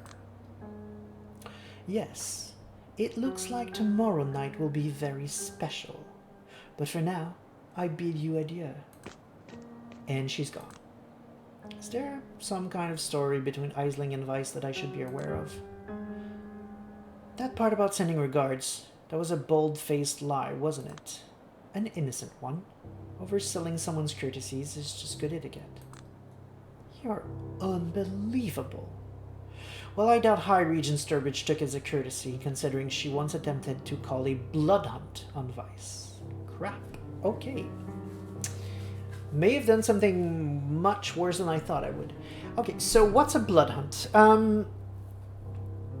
Remember earlier when I said only the prince is allowed to kill other vampires? It's the right of destruction, tied to the tradition of destruction. Except when a prince calls a blood hunt on someone, what that means is once the blood hunt has been called, anyone in town is allowed to destroy that person. So what's being said here is that Aisling hates what's her name? Vice. Hates Vice enough that she tried to convince the prince to call a blood hunt on her. That is some freaking bad blood right there. Wow. Why? I've heard 5 different versions of the story, and all of them seem plausible. Catherine's relationship with this city is odd, to say the least. But hush for now. He's obviously trying to kill the conversation, and the appearance of Thomas Arturo gives him a perfect way out. Mr. Arturo. Ha. Halasmai. Keep up the good work, eh? Of course. Thomas Arturo, an architect by trade. He's a herald, a member of Prince Panhard's inner circle. An eccentric whose thoughts seem to be 10 times faster than his words. I'm actually going to check the herald because I'm not familiar with the term.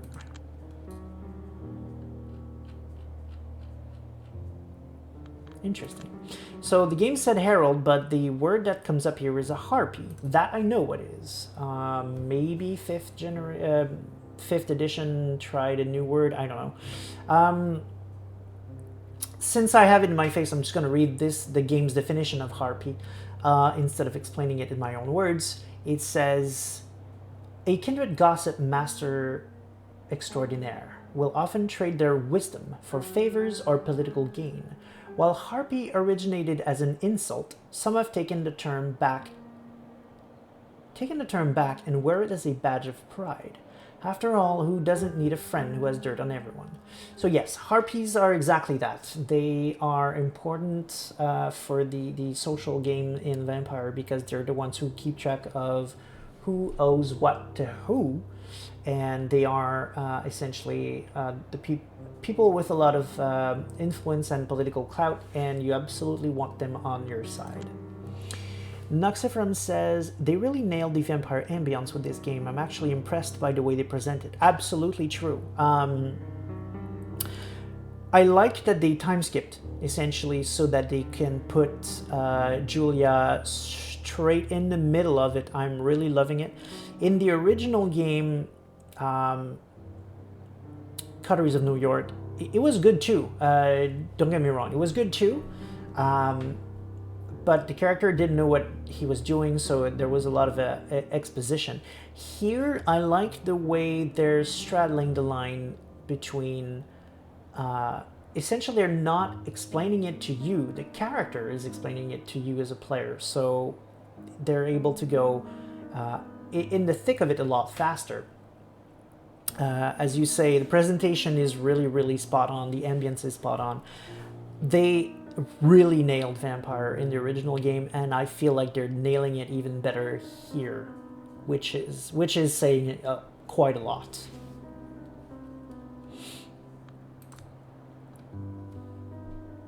Oh, Jesus. Trying to not take too much space, but they're not giving me a choice, essentially. Gonna go with just good night then. Good night, Mr. Arturo. Ah, yes, yes. He disappears into the night. Well, that was brief. Maybe I should stand in their way. That might force them to properly acknowledge my existence. You severely underestimate their dedication to ignoring whelps like you. Making that into an official word, is whelp a new thing? Not much different than the archaic human usage. Whelp is how you refer to your kid when they're fucking up. Kadir loves to use it to put me down from time to time. Not aware that this is an official vampire term, but okay. And just in case you're serious, I beg of you, don't. I've been meaning to ask you this for a while now, but never had the opportunity. You really hate Arturo's guts, don't you? He carefully measures his diplomatic response. I have no strong feelings about Thomas Arturo whatsoever. Yeah, well, considering you're always listing positives about every local Camarilla representatives under the moon, you might as well have called him a cunt. Language, whelp. And as for Arturo, I will share my opinions about him as soon as I come up with one that sticks for more than a week. A group of kindred emerges from the art hall, rushing towards the street. Only a noble-looking woman steps next to us. She's wearing a hijab. I'm not sure how to pronounce that. Hijab. But curiously enough, doesn't hide her hair beneath it. Primogen? If you were rude enough to stare, you'd quickly notice that cloth serves mostly to cover up her horrifying scars. Kadir. Oh. And young Julia. I'm doing my best not to stare because Samira is one of the few NYC Camarilla figures who hasn't been an asshole to me yet. Still here, did the prince require the clan of the Hunt's council in some matter? I assume he's referring to... Oh, Banu. Okay. Right. Shit, that's a lot. Actually, I'm going to let the game explain it. I'm sure they're explaining it here. I'm just going to read that. Hopefully it covers the whole thing, and it looks like it does. But that is a big deal. The Banu Akim, called Assamites in the past, but that's basically a slur at this point, are a new addition to the Camarilla, only having joined a few years ago. Before that, they were independent from both the Camarilla and the Anarchs, and they were used as assassins for hire. So earlier on I said there were 3 sects. That's true. There was also a 4th faction, so to speak, which were the Independents. They were just clans, essentially, all alone on their own, unaffiliated with anyone or anything. And the Assamites was one of them. Supposed to be very good at that job too. Nowadays, it looks to me like they've rebranded themselves as Keepers of the Law, which still gives them the occasional chance to hunt somebody down, but no longer for payment in blood, as used to be the tradition, or at least not overtly. The one member of the clan that I know well, Samira, is pretty cagey about this aspect of the Banu Akim, but I've learned from a few other sources that members of the clan have a bit of a drinking problem. Once they taste another kindred's blood, they find it hard to stop. Their inclusion in the Camarilla seems to have stirred some discontent among the Tremere, as the lawmen also used a form of blood sorcery to boost their abilities and observe different rituals, some of them clearly religiously motivated, owed in no small part to the fact that the clan has been traditionally tied to Islam and the Middle East in general. There's a lot there to unpack, but quickly speaking, the Assamites did a lot of diablerizing. What's diablerie, you ask? Very good question. Long and short of it is when you drink another vampire's blood and you keep drinking, even when there is no blood left, you actually start drinking the vampire's soul. And of course, not only does that kill the vampire, it also allows you to jump up a generation. As I explained earlier in the stream, it starts with Cain, and the further away from Cain you are, the higher generation you are, the weaker you are.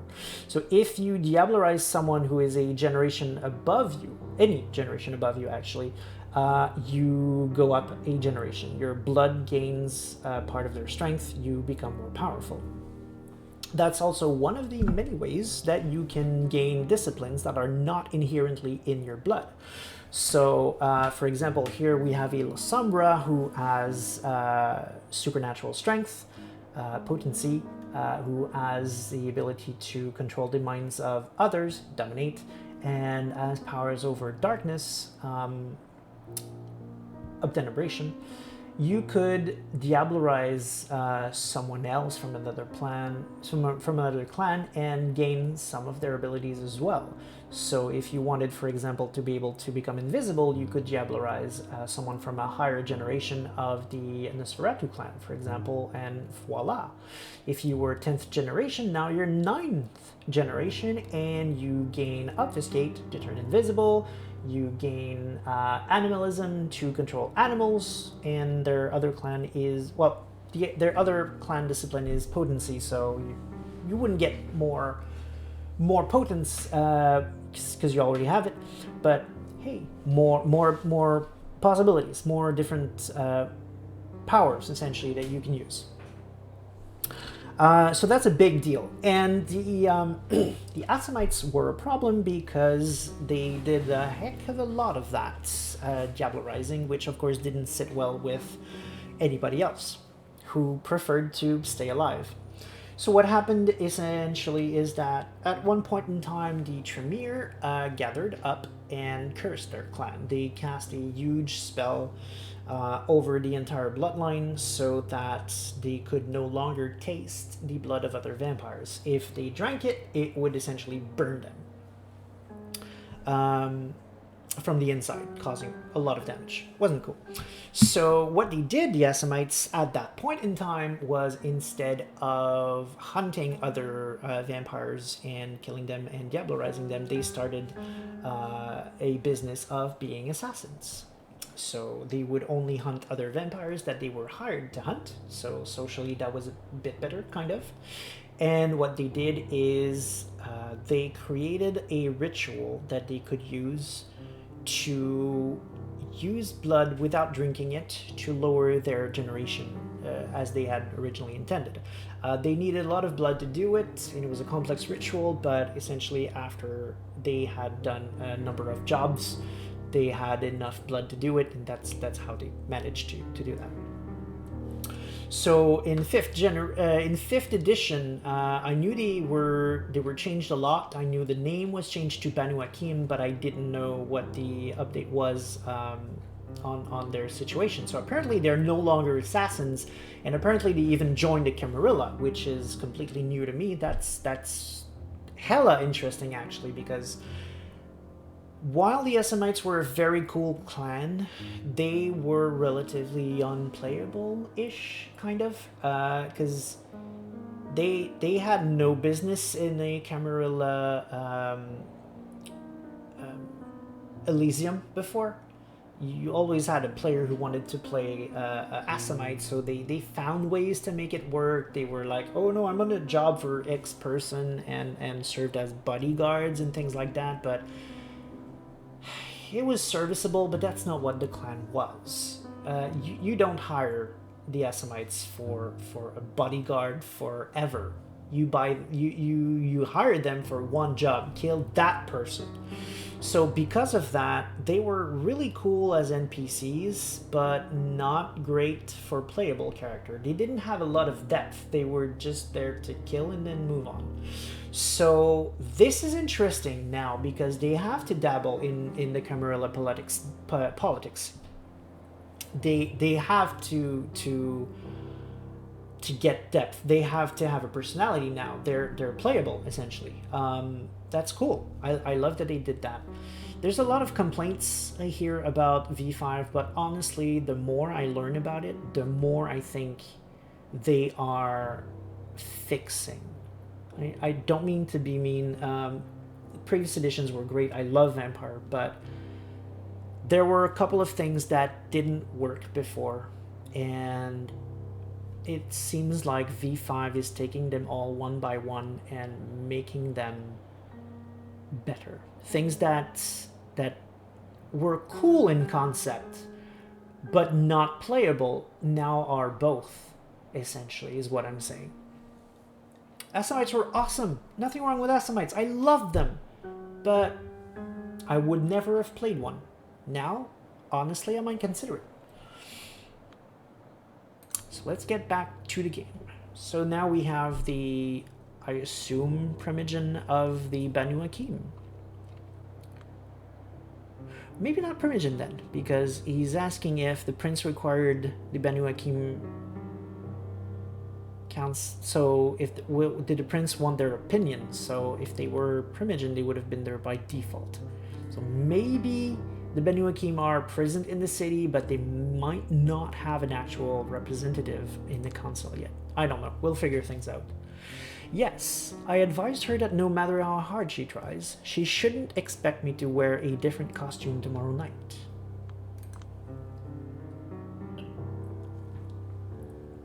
She's the Banu Hakim Primogen. Just like the La Sombra, their clan was independent from the Camarilla until relatively recently. However, they negotiated a better deal than we did. They have a Primogen, for one. Hailing from the Middle East, the Banu Hakim are drawn to the practice of justice. The rules must be upheld and every transgression punished. They don't have as much say in NYC, but the prince often seeks their judgment. It's just good PR. Okay, so they have a Primogen, but they're not there by default. That makes sense. I mean, just because in theory Primogens have a seat and have a president doesn't mean a particular prince has to accept everyone in every clan. Princes do whatever the heck they want, so I think what's happening here is that he gave them the position, but you're only there when I want you there. Whereas the La Sombra has a representative, but from what I got, she's not even Primogen, she's just representative. Interesting. I trust she was understanding. Those are beautiful clothes. Thank you so much. I'm eager to see the outfit you came up with. And how are you, Julia? Have you seen any lights at the end of the tunnel? Same old, same old. I'm not even invited. Yeah, I've seen one.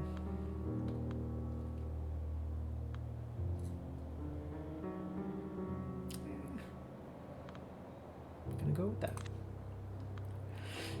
Same old, Shamira. Still wandering in the dark, bumping my shin every 2 steps. Sorry to hear that.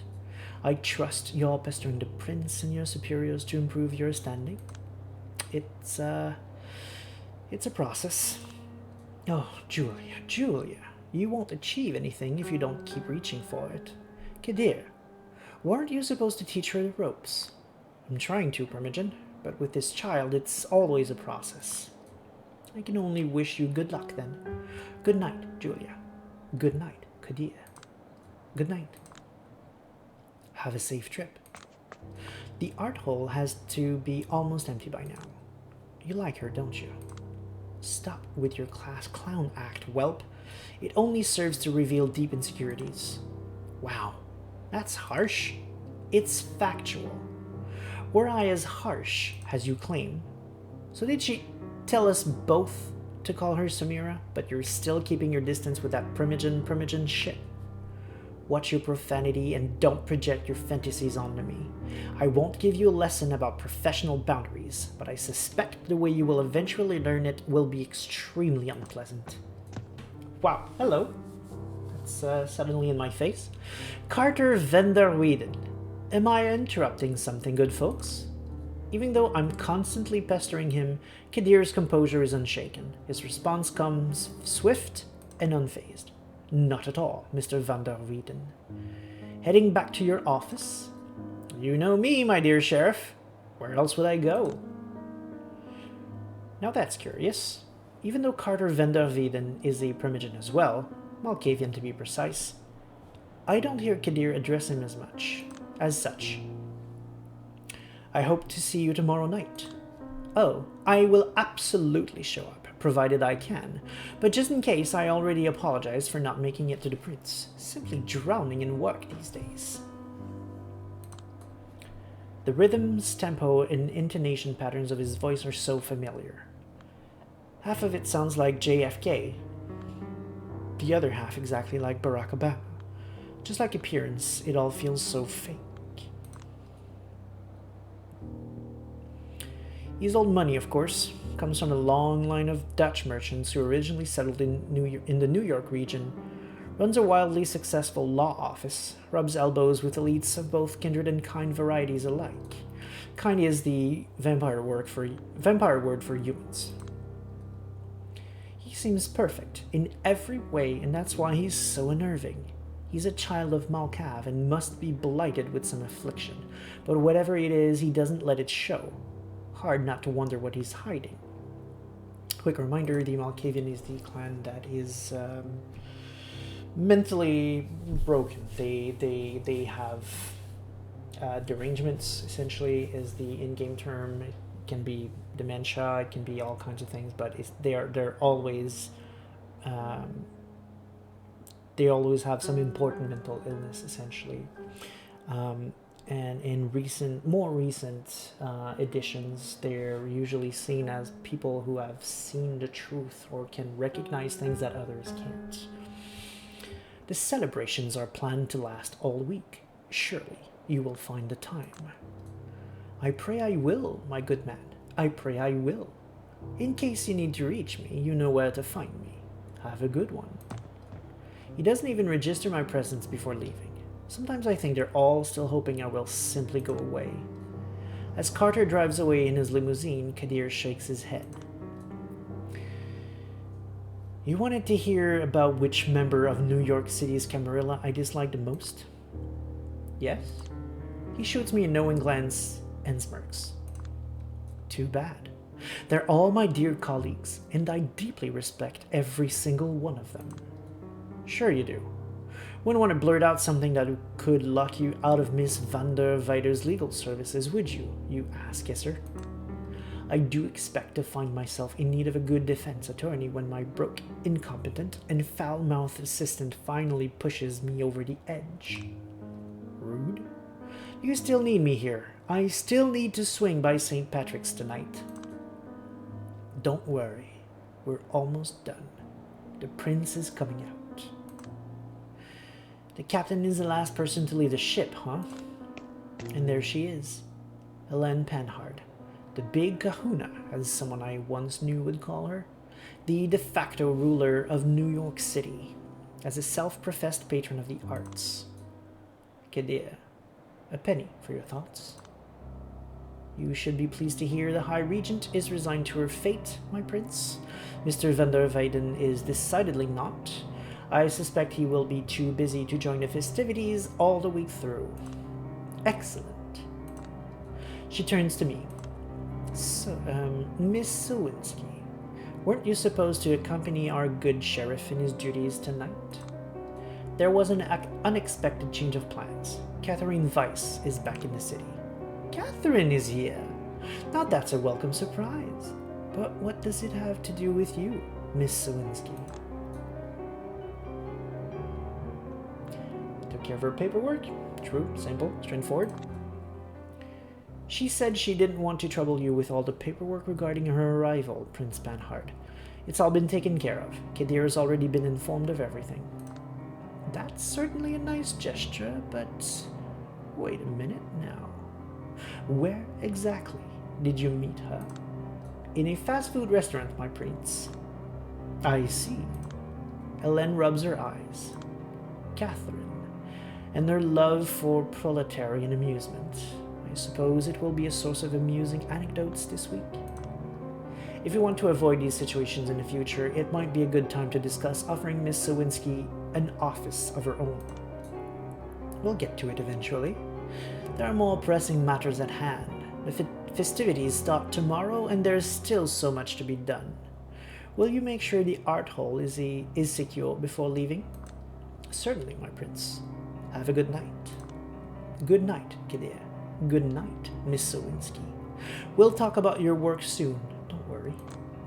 Of course. Good night, Prince Panhard. A chauffeur escorts me to a limo. There's an awkward silence between me and Kadir until the car disappears around the corner. More pressing matters, huh? A penny for your thoughts, Sheriff. I'm certain an image of a keeper of the Elysium stuck in a fast food restaurant will linger in Prince Panhard's mind. You're far closer to your goal than you were a few minutes ago. I'm pretty sure I've heard you say something to that effect a few times now. And I stand by my words. Rome wasn't built in a day, Julia. As a Camarilla loyalist, don't you think it sucks that the Ivory Tower is so hell-bent on showing disrespect to my clan? They're actually willing to make fools of themselves in the process. We've all had to endure our own hazing rituals, but yes, the current situation is not ideal. Whatever. You need a hand closing up the Elysium? I'll manage. It's getting late. Better run. Some shadow in Chicago is probably impatient to get a copy of the reports you've given me. You've pleased one master. Now it's time to please the other. Yeah. Here's the thing about working for two masters. Neither of them really thinks of you as their own. Not knowing how to reply, Kadir shrugs. I wave to him goodbye and head for the subway. When I reach St. Patrick's Cathedral, I'm greeted by a voice that grates on me like teeth on tinfoil. Benoit. Well, well, well. The prodigal daughter returns. Oh my god, no. This is the one thing I didn't want to happen. Julia, please. Thou shalt not take the name of the Lord thy God in vain. Uh-huh. Where's Father Leonard? His clergy duty kept him from getting here on time. He sent me to apologize in his name and keep you company for a few minutes. That's the second thing he ought to apologize for. He just wants his flock to live in unity. I am more than willing to oblige him. Why won't you? For the last time, I'm not part of his flock. We have a purely professional arrangement. I know you see it that way. The Knight Clan's tendency to stick close to the Catholic Church is their greatest virtue, but they still consider this relationship purely instrumental. This is why we need kindred like you to bring this spiritual change to your clan, to make them understand God's precious gifts. The closer they'd get to the light, the greater their shadows would become. Again, with his insufferable sermonizing. Benoit Segal here is a local nutjob and an ex-artist, a degenerate who had some sort of complete mental break. Let's start over. A degenerate who had some sort of complete mental breakdown in the 90s. To recover, he took to religion for solace and guidance. Degenerate refers to Clan Toreador usually. Yeah, Clan Toreador, here we go.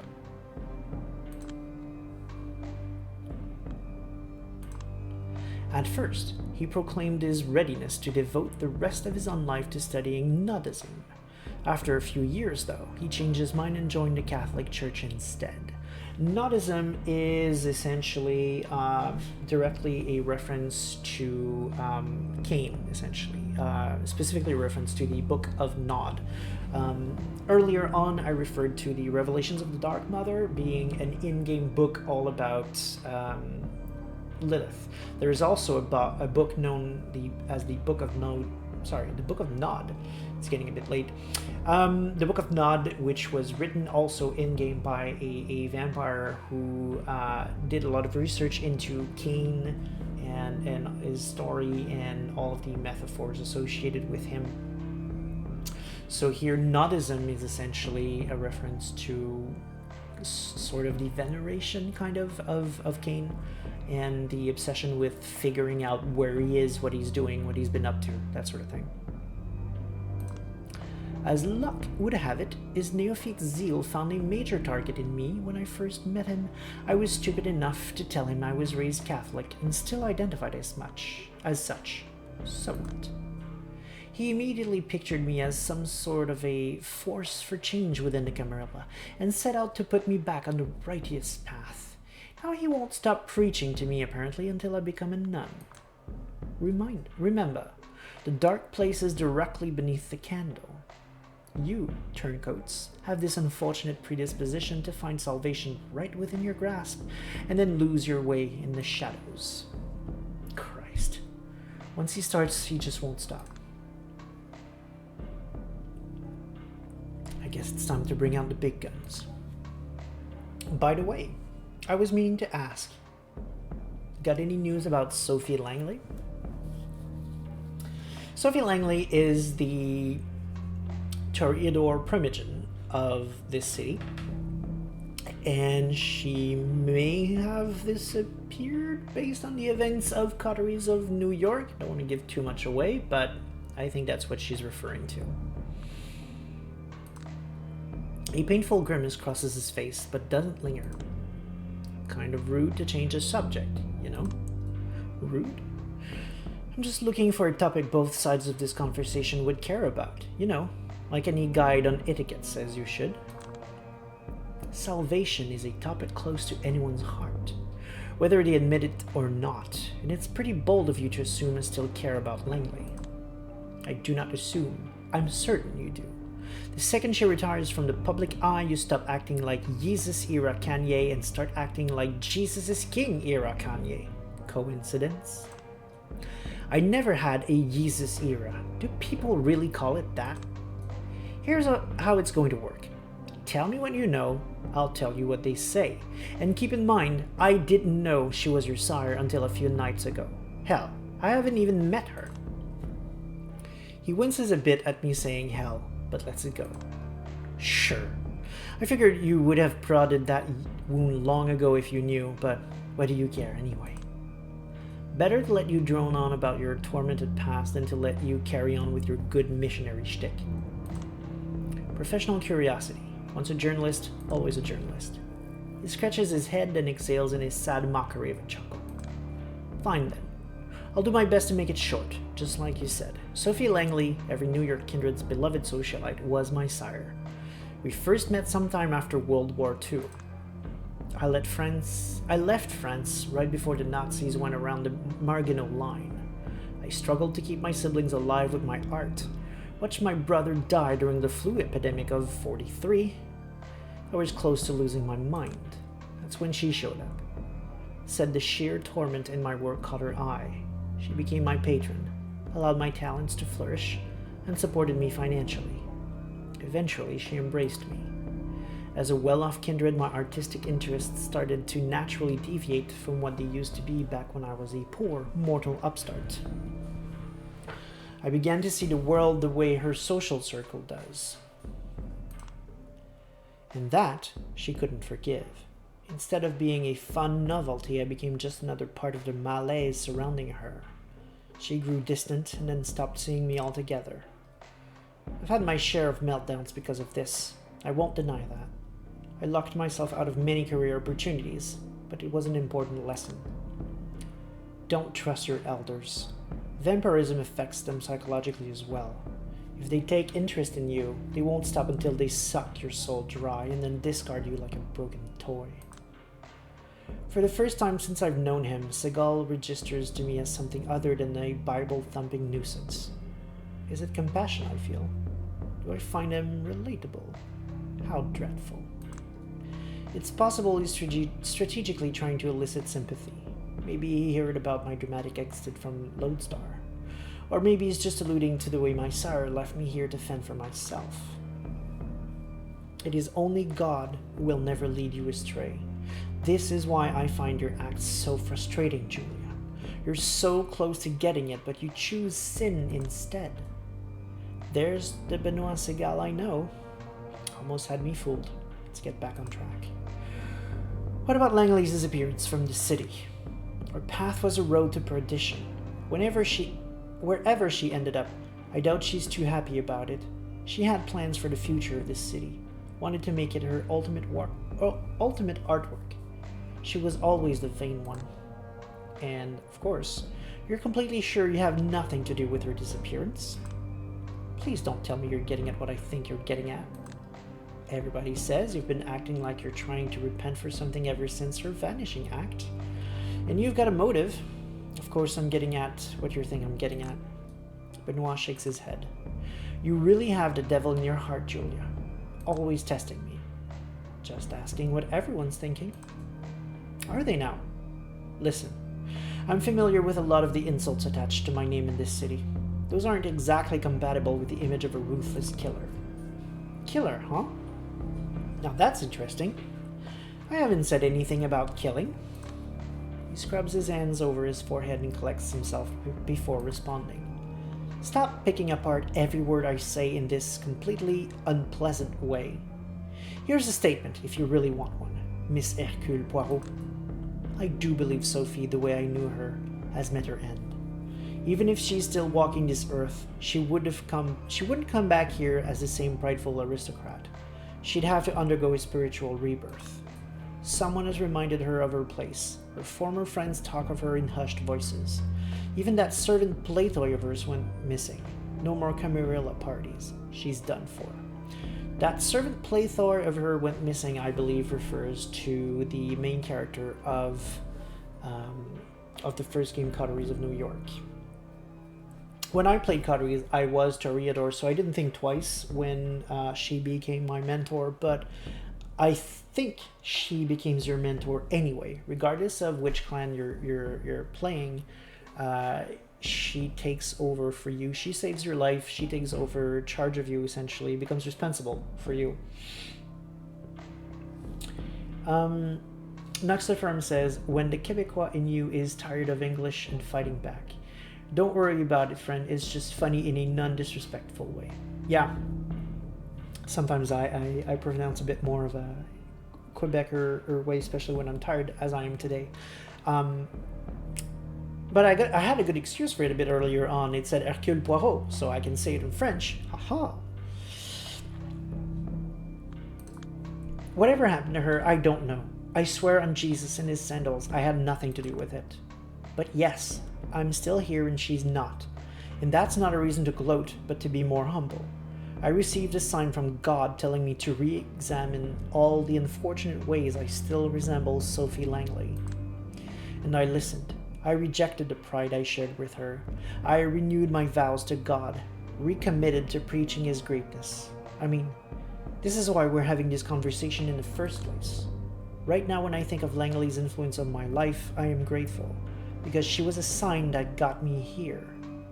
And if God wills it, maybe one day you'll look at her the same way, Julia. Mental note. Whenever he circles back to this preachy tone, it's time to interfere. Alright. If it makes you feel any better, I think that the only way a wimp like you could have hurt her was by boring her to death with Bible quotes. Now then, quid pro quo, tit for tat. You were saying people still talk about me. I was curious if... Oh, look who's finally here. Stalling for time worked. Father Leonard rushes in our direction, carrying a folder of documents under his arm. I assume it's the one I came here for. Father Leonard. Christ be praised, Julia.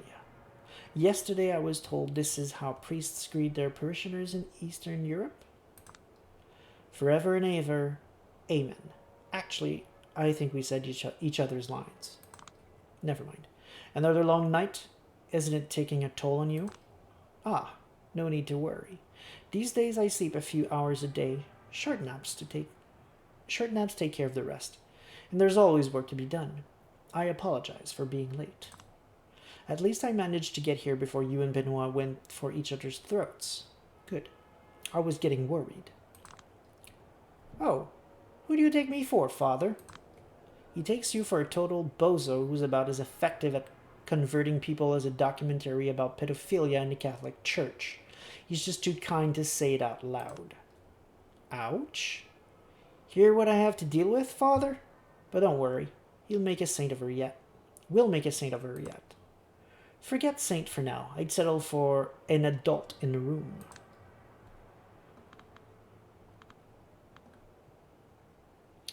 Passive aggressive much? That's what you're for? Or he's 70 years older? Let's go for that. You do remember he's at least 70 years older than I am, right? As far as I'm concerned, growing up has far less to do with age than with the conditions of our formative years. Here. He gives me a folder he was carrying with him, and I pass him the reports I wrote earlier tonight. Among kindred, it is common knowledge that the Catholic Church is one of the La Sombra's greatest assets. Hell, it might even be one of the main reasons the Camarilla is slowly warming up to the clan. We are technologically impaired, and as such, hopefully unprepared to face the challenges of communicating in the 21st century. Hard to handle advanced encryption when you can't even unlock a smartphone. This is where the Vatican connections enter the picture. A web of priests scattered all around the world exchange our dispatches between each other, making sure they all reach their destinations in total secrecy. I was told not everyone in the Holy See. The Holy See. Unfamiliar with this particular term, but I assume it means a church, is friendly to our kind, but the most shrewd and talented usually are. You could say they're like a mortal Camarilla, better than any intelligence agency. Remember what happened to John Paul I when he attempted to uncover the workings of the Institute for the Works of Religion. Death after 33 days of papacy. Rumors of CIA and Masonic involvement. Not that Father Leonard had anything to do with any of this. For a Catholic priest, he's all right. He'd probably have me stay a believer a few years longer than I did had I known him as a teenager. Nomad said, ouch indeed. Probably in reference to the 70 years thing. Leonard is intelligent, kind, helpful towards his parishioners, treats his superiors with a healthy dose of skepticism, and is not involved in any sort of political church games. Well, at least not beyond helping me contract my bosses in Chicago every other night or so. He knows about the kindred, and he knows about the Second Inquisition. He opted to avoid the latter in order to keep the former from oppression. Because according to him, it's the right thing to do. I know there's got to be something wrong with him, some selfish motivation maybe, and I haven't nailed it down yet, but it doesn't feel like he's making an effort to hide it, so I'm giving him a pass. By the way, I hope you don't mind I finally took the liberty of asking how your parents are doing. Thank you, Father, but you shouldn't have. Not a problem. A priest at St. Stanislaus Kotska is a good friend. He says your parents started showing up every Sunday again, front rows. Your father is looking better and better. It makes me feel nothing, but I still give him a token nod and a grateful smile. Thank you, Father Leonard. Now, if you'll excuse me, the sunrise is almost here. Yes, be careful, and God bless you. Amen. Goodbye, Julia. I'll let you off the hook this time, but next time you won't be so lucky, alright? Sure. Just one more thing on my never-ending list of events I'm not looking forward to. Guess it's time to call it a night. I'm home. Oh, damn. Okay. So for someone who wasn't supposed to keep ties to her mortal life, this is her friend Dakota, apparently living with her. That is not a good plan. That will not end well. Noxiferum says the Holy See, Latin Sancta Sedes Ecclesiastical, Latin, blah blah, Italian blah blah, also called the See of Rome, is the jurisdiction of the Bishop of Rome known as the Pope, which includes the Apostolic Episcopal See of the Diocese of Rome, with universal ecclesiastical jurisdiction of the worldwide Catholic Church, as well as sovereign entity of international law governing the Vatican City. Jurisdiction of the Bishop of Rhodes, essentially. Okay. Interesting. Thank you very much for looking that up. I really appreciate that. Going back to the game, because it's already 9:30. We're running a bit late. We'll probably stop after this scene. But for now, let's figure out what's been happening in the last year with our friend Dakota. Finally. You doing all right? Fine, I guess. Why aren't you asleep? I figured it's finally time for me to become more of a night owl. We've talked about making our schedules sync better. What's your vitamin D? I'd kill to have your skin. Would be a shame to waste it. Shouldn't have smoked so much before you got bitten, sweetheart. So she told her. That's another bad plan. Well, I guess, unless she gold her, I suppose. Should have shared your skincare routine with me back when I was still breathing. I can't just be going around sharing my one secret weapon. It's top secret stuff. MK Ultra level. Jeffrey Epstein's current whereabouts level. I'd have to kill you if I told you.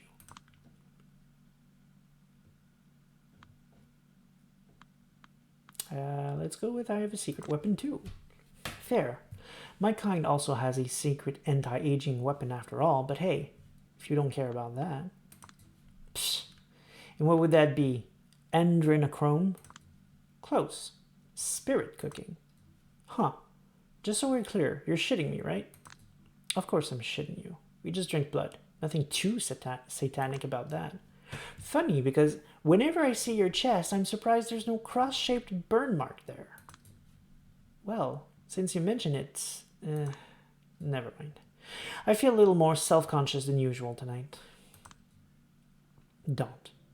You want me to do your makeup before you go to sleep? No need. No need? Weren't you supposed to have some sort of big party tomorrow night? I was involved in backstage stuff. What makes you think I was invited? Because you're the coolest, cutest, and most all-around amazing person I know. It'd be insane not to put you on the short list. Believe it or not, most vampires are pretty insane. Nixiferum says, noob, how about a 12-hour stream? Wouldn't be much more than a standard shift at Activision, right? Yeah. So, quick bit of info about me, I guess. About 5 years ago, I guess, I was working for Activision in the QA department. I worked there for 5 years before that. So I guess I started about 10 years ago now. And so did my friend Nixiferum there. And he's referring to, of course, the extremely long days during crunch time. It's nothing new. It's an issue with the industry as a whole. It's one of the main reasons why I'm no longer involved with video games. Essentially, it's done a number on me, I guess. Extremely long days of 12 hours was indeed pretty much a standard. There was so much to do, honestly, that when I became project lead, essentially, I was actually almost bummed when we went out of crunch and got back into regular hour days, because there was really no way I could do everything I had to do in normal 8-hour days. It's that kind of life when you're working for video games. It's the kind of life where when you have 12-hour shifts, you're actually happy because you might actually be able to do everything and take it easy a bit, kind of. Those are your easy days, the 12 hours one. Anyway, I see the pain in your eyes, Heart. Well, love you too, bro. It's cool. It's quite all right. I had a good time. I really loved working in the industry. I would probably go back given the chance, to be honest, if I had the correct opportunity. If I could work for a company that have a bit more, that was a bit more forward thinking with decent times and decent compensation, because that was another thing working for Activision back then. Crazy times, but didn't really cover essentially I made enough to live, but even as a project lead, that was not much to call home about, let's just say. Won't delve too much about that anyway. I don't want to disparage necessarily Activision. They're doing good thing. They're doing good games, but conditions were bad enough that even though it was my dream job, I left it behind. So yeah. That said, I would absolutely love to get involved with the kinds of game I'm now playing on my stream. I would probably not even think twice about joining if I had the shot with someone with like Draw Distance or Workabout. The kinds of game that they're making are so much more in line with what I love doing, and let's just say I'm pretty sure the conditions are better. So Dakota here says interdimensional psychic vampire level insane, because that's how crazy they'd have to be to ignore you like this. Yeah, I would say so. Fuck them then. A big bunch of posh dicks. They hate you because they ain't you, but they'll see. Jesus, how do you do it? Do what? You always assault me with so much of this weird, stupid positivity that I can't react to it without completely shifting my mental attitude. How do you do it? Oh, the answer is easy. You remember how I told you we have this spiritual connection? I can sense what you feel and want. You can sense what I feel too, if you're really focused. Yeah, I think it's called a big load of bullshit. Said a girl who talks to ghosts. But watch this, Agent Scully. I sensed you feeling down, and I realized that you really need to end this night. She points to one of her drawers. It's the one where she keeps her supply of ketamine. Come on. What? No wrong drawer. We're not meeting demons, we're meeting angels. MDMA? Ding, ding, ding. Took it half an hour ago. Perfect timing, thanks to our spiritual connection. Ready to fly away? The mood isn't right. I need music.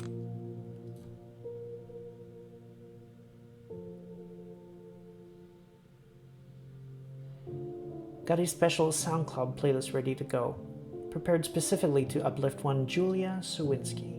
Just give me a sign and I'll press play. Why aren't they adorable? Jesus, you're impossible. That's why you love me, I hope. I give up. Come here. Let me have a taste of you. Maybe this one time, the high won't end. Things to do in New York City when you're dead. Achievement unlocked. Oh, that's right. I'm right over... That's right. You never get to see when the achievements unlock. Right. Okay, I'll make it a point to read them when they pop up. I just got an achievement, essentially, probably for ending the day. Cool. And let's rest. And before we start, then... Oh! Usually they make you choose what you want to do for the day. Okay, well, we'll read that, but I'm gonna end it very soon. I leave Dakota's apartment as soon as the sun goes down. Yesterday was fun, but I always feel a little nervous when I spend too much time with her. She never lets me escape from being the center of attention. It's exhausting. At least the less time I spend with her, the happier she is to see me again. It's a tricky act to balance, though. I'm grateful for her presence in my life, but... never mind. What's on my list of chores tonight? Ah, yes. Only one thing. Don't show up for the party at the art hall. Well, this is the rare night where I don't have anything to do. Might as well take a trip around the city and see what's up. And maybe fix myself a little drink while I'm at it. Okay. So the last time I was on this screen, I accidentally clicked on the Tinder thing instead of choosing something that was actually relevant. So let's see. We have a walk in a park. In life, I wasn't especially fond of parks. Now, as one of the kindred, I can finally see the appeal. Past midnight, they become surprisingly glued, unlinger. Okay, so this is the part where we're going to get for blood, which I don't feel like we need. And the other is breaking the habit. I need to break out of this mood, go somewhere I never visit, see something I tend to avoid. Think, Julia. What is the least you place to go and live a little? Gonna do that. Don't think I need blood, so I'm gonna go with the one that probably has a story in it. As you might remember, in Colors of New York, these choices were essentially, they were even numbered. You had like, I don't know, let's say one of them was the Devil Inside, for example. It would be called the Devil Inside 1, Devil Inside 2, and so on. So every time you chose the same icon, it was a continuation of the same story. But Colors of New York just kind of ends after a couple of nights. So if you were trying several different icons, you wouldn't actually get to finish these story arcs that you started. So in this game, I plan to focus on one specific arc and then move on to another. So that's why I chose the Avenger earlier before, because that's what I call it anyway, because I thought I would start a story about her becoming a bit of a dark Avenger type thing, and I thought it would be interesting. But now it seems like they're not going that route. They're more vignettes, it looks like, that don't necessarily tie, at least now, to something else. Still, one of them seems to usually be the go get blood one, and the others are story or at least character development. So right now I'm more interested in character development, so this is the one I'm going to pick. We're actually going to do it next week, but let's just see what it looks like. What was I thinking? Oh wow, an amusement park. Yeah, that's not her. I guess that's the right choice to do. However, that's going to be it for tonight. We did about 30 to 40 minutes more than we usually do, so I hope you enjoyed it. I hope you enjoyed the story time in the dark that I did as well earlier, trying to convey some of the lore of Vampire. Something I'm going to try to do a bit more often from now on, at least when there is a relevant backstory to give to things. So we'll see when that happens again. Let me know what you thought about it.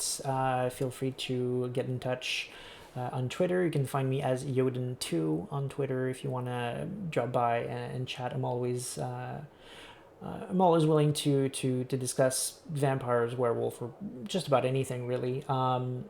So feel free to touch base on social media, and see you all next week for the next episode. Thank you very much for coming. Really appreciate it, and have a great evening.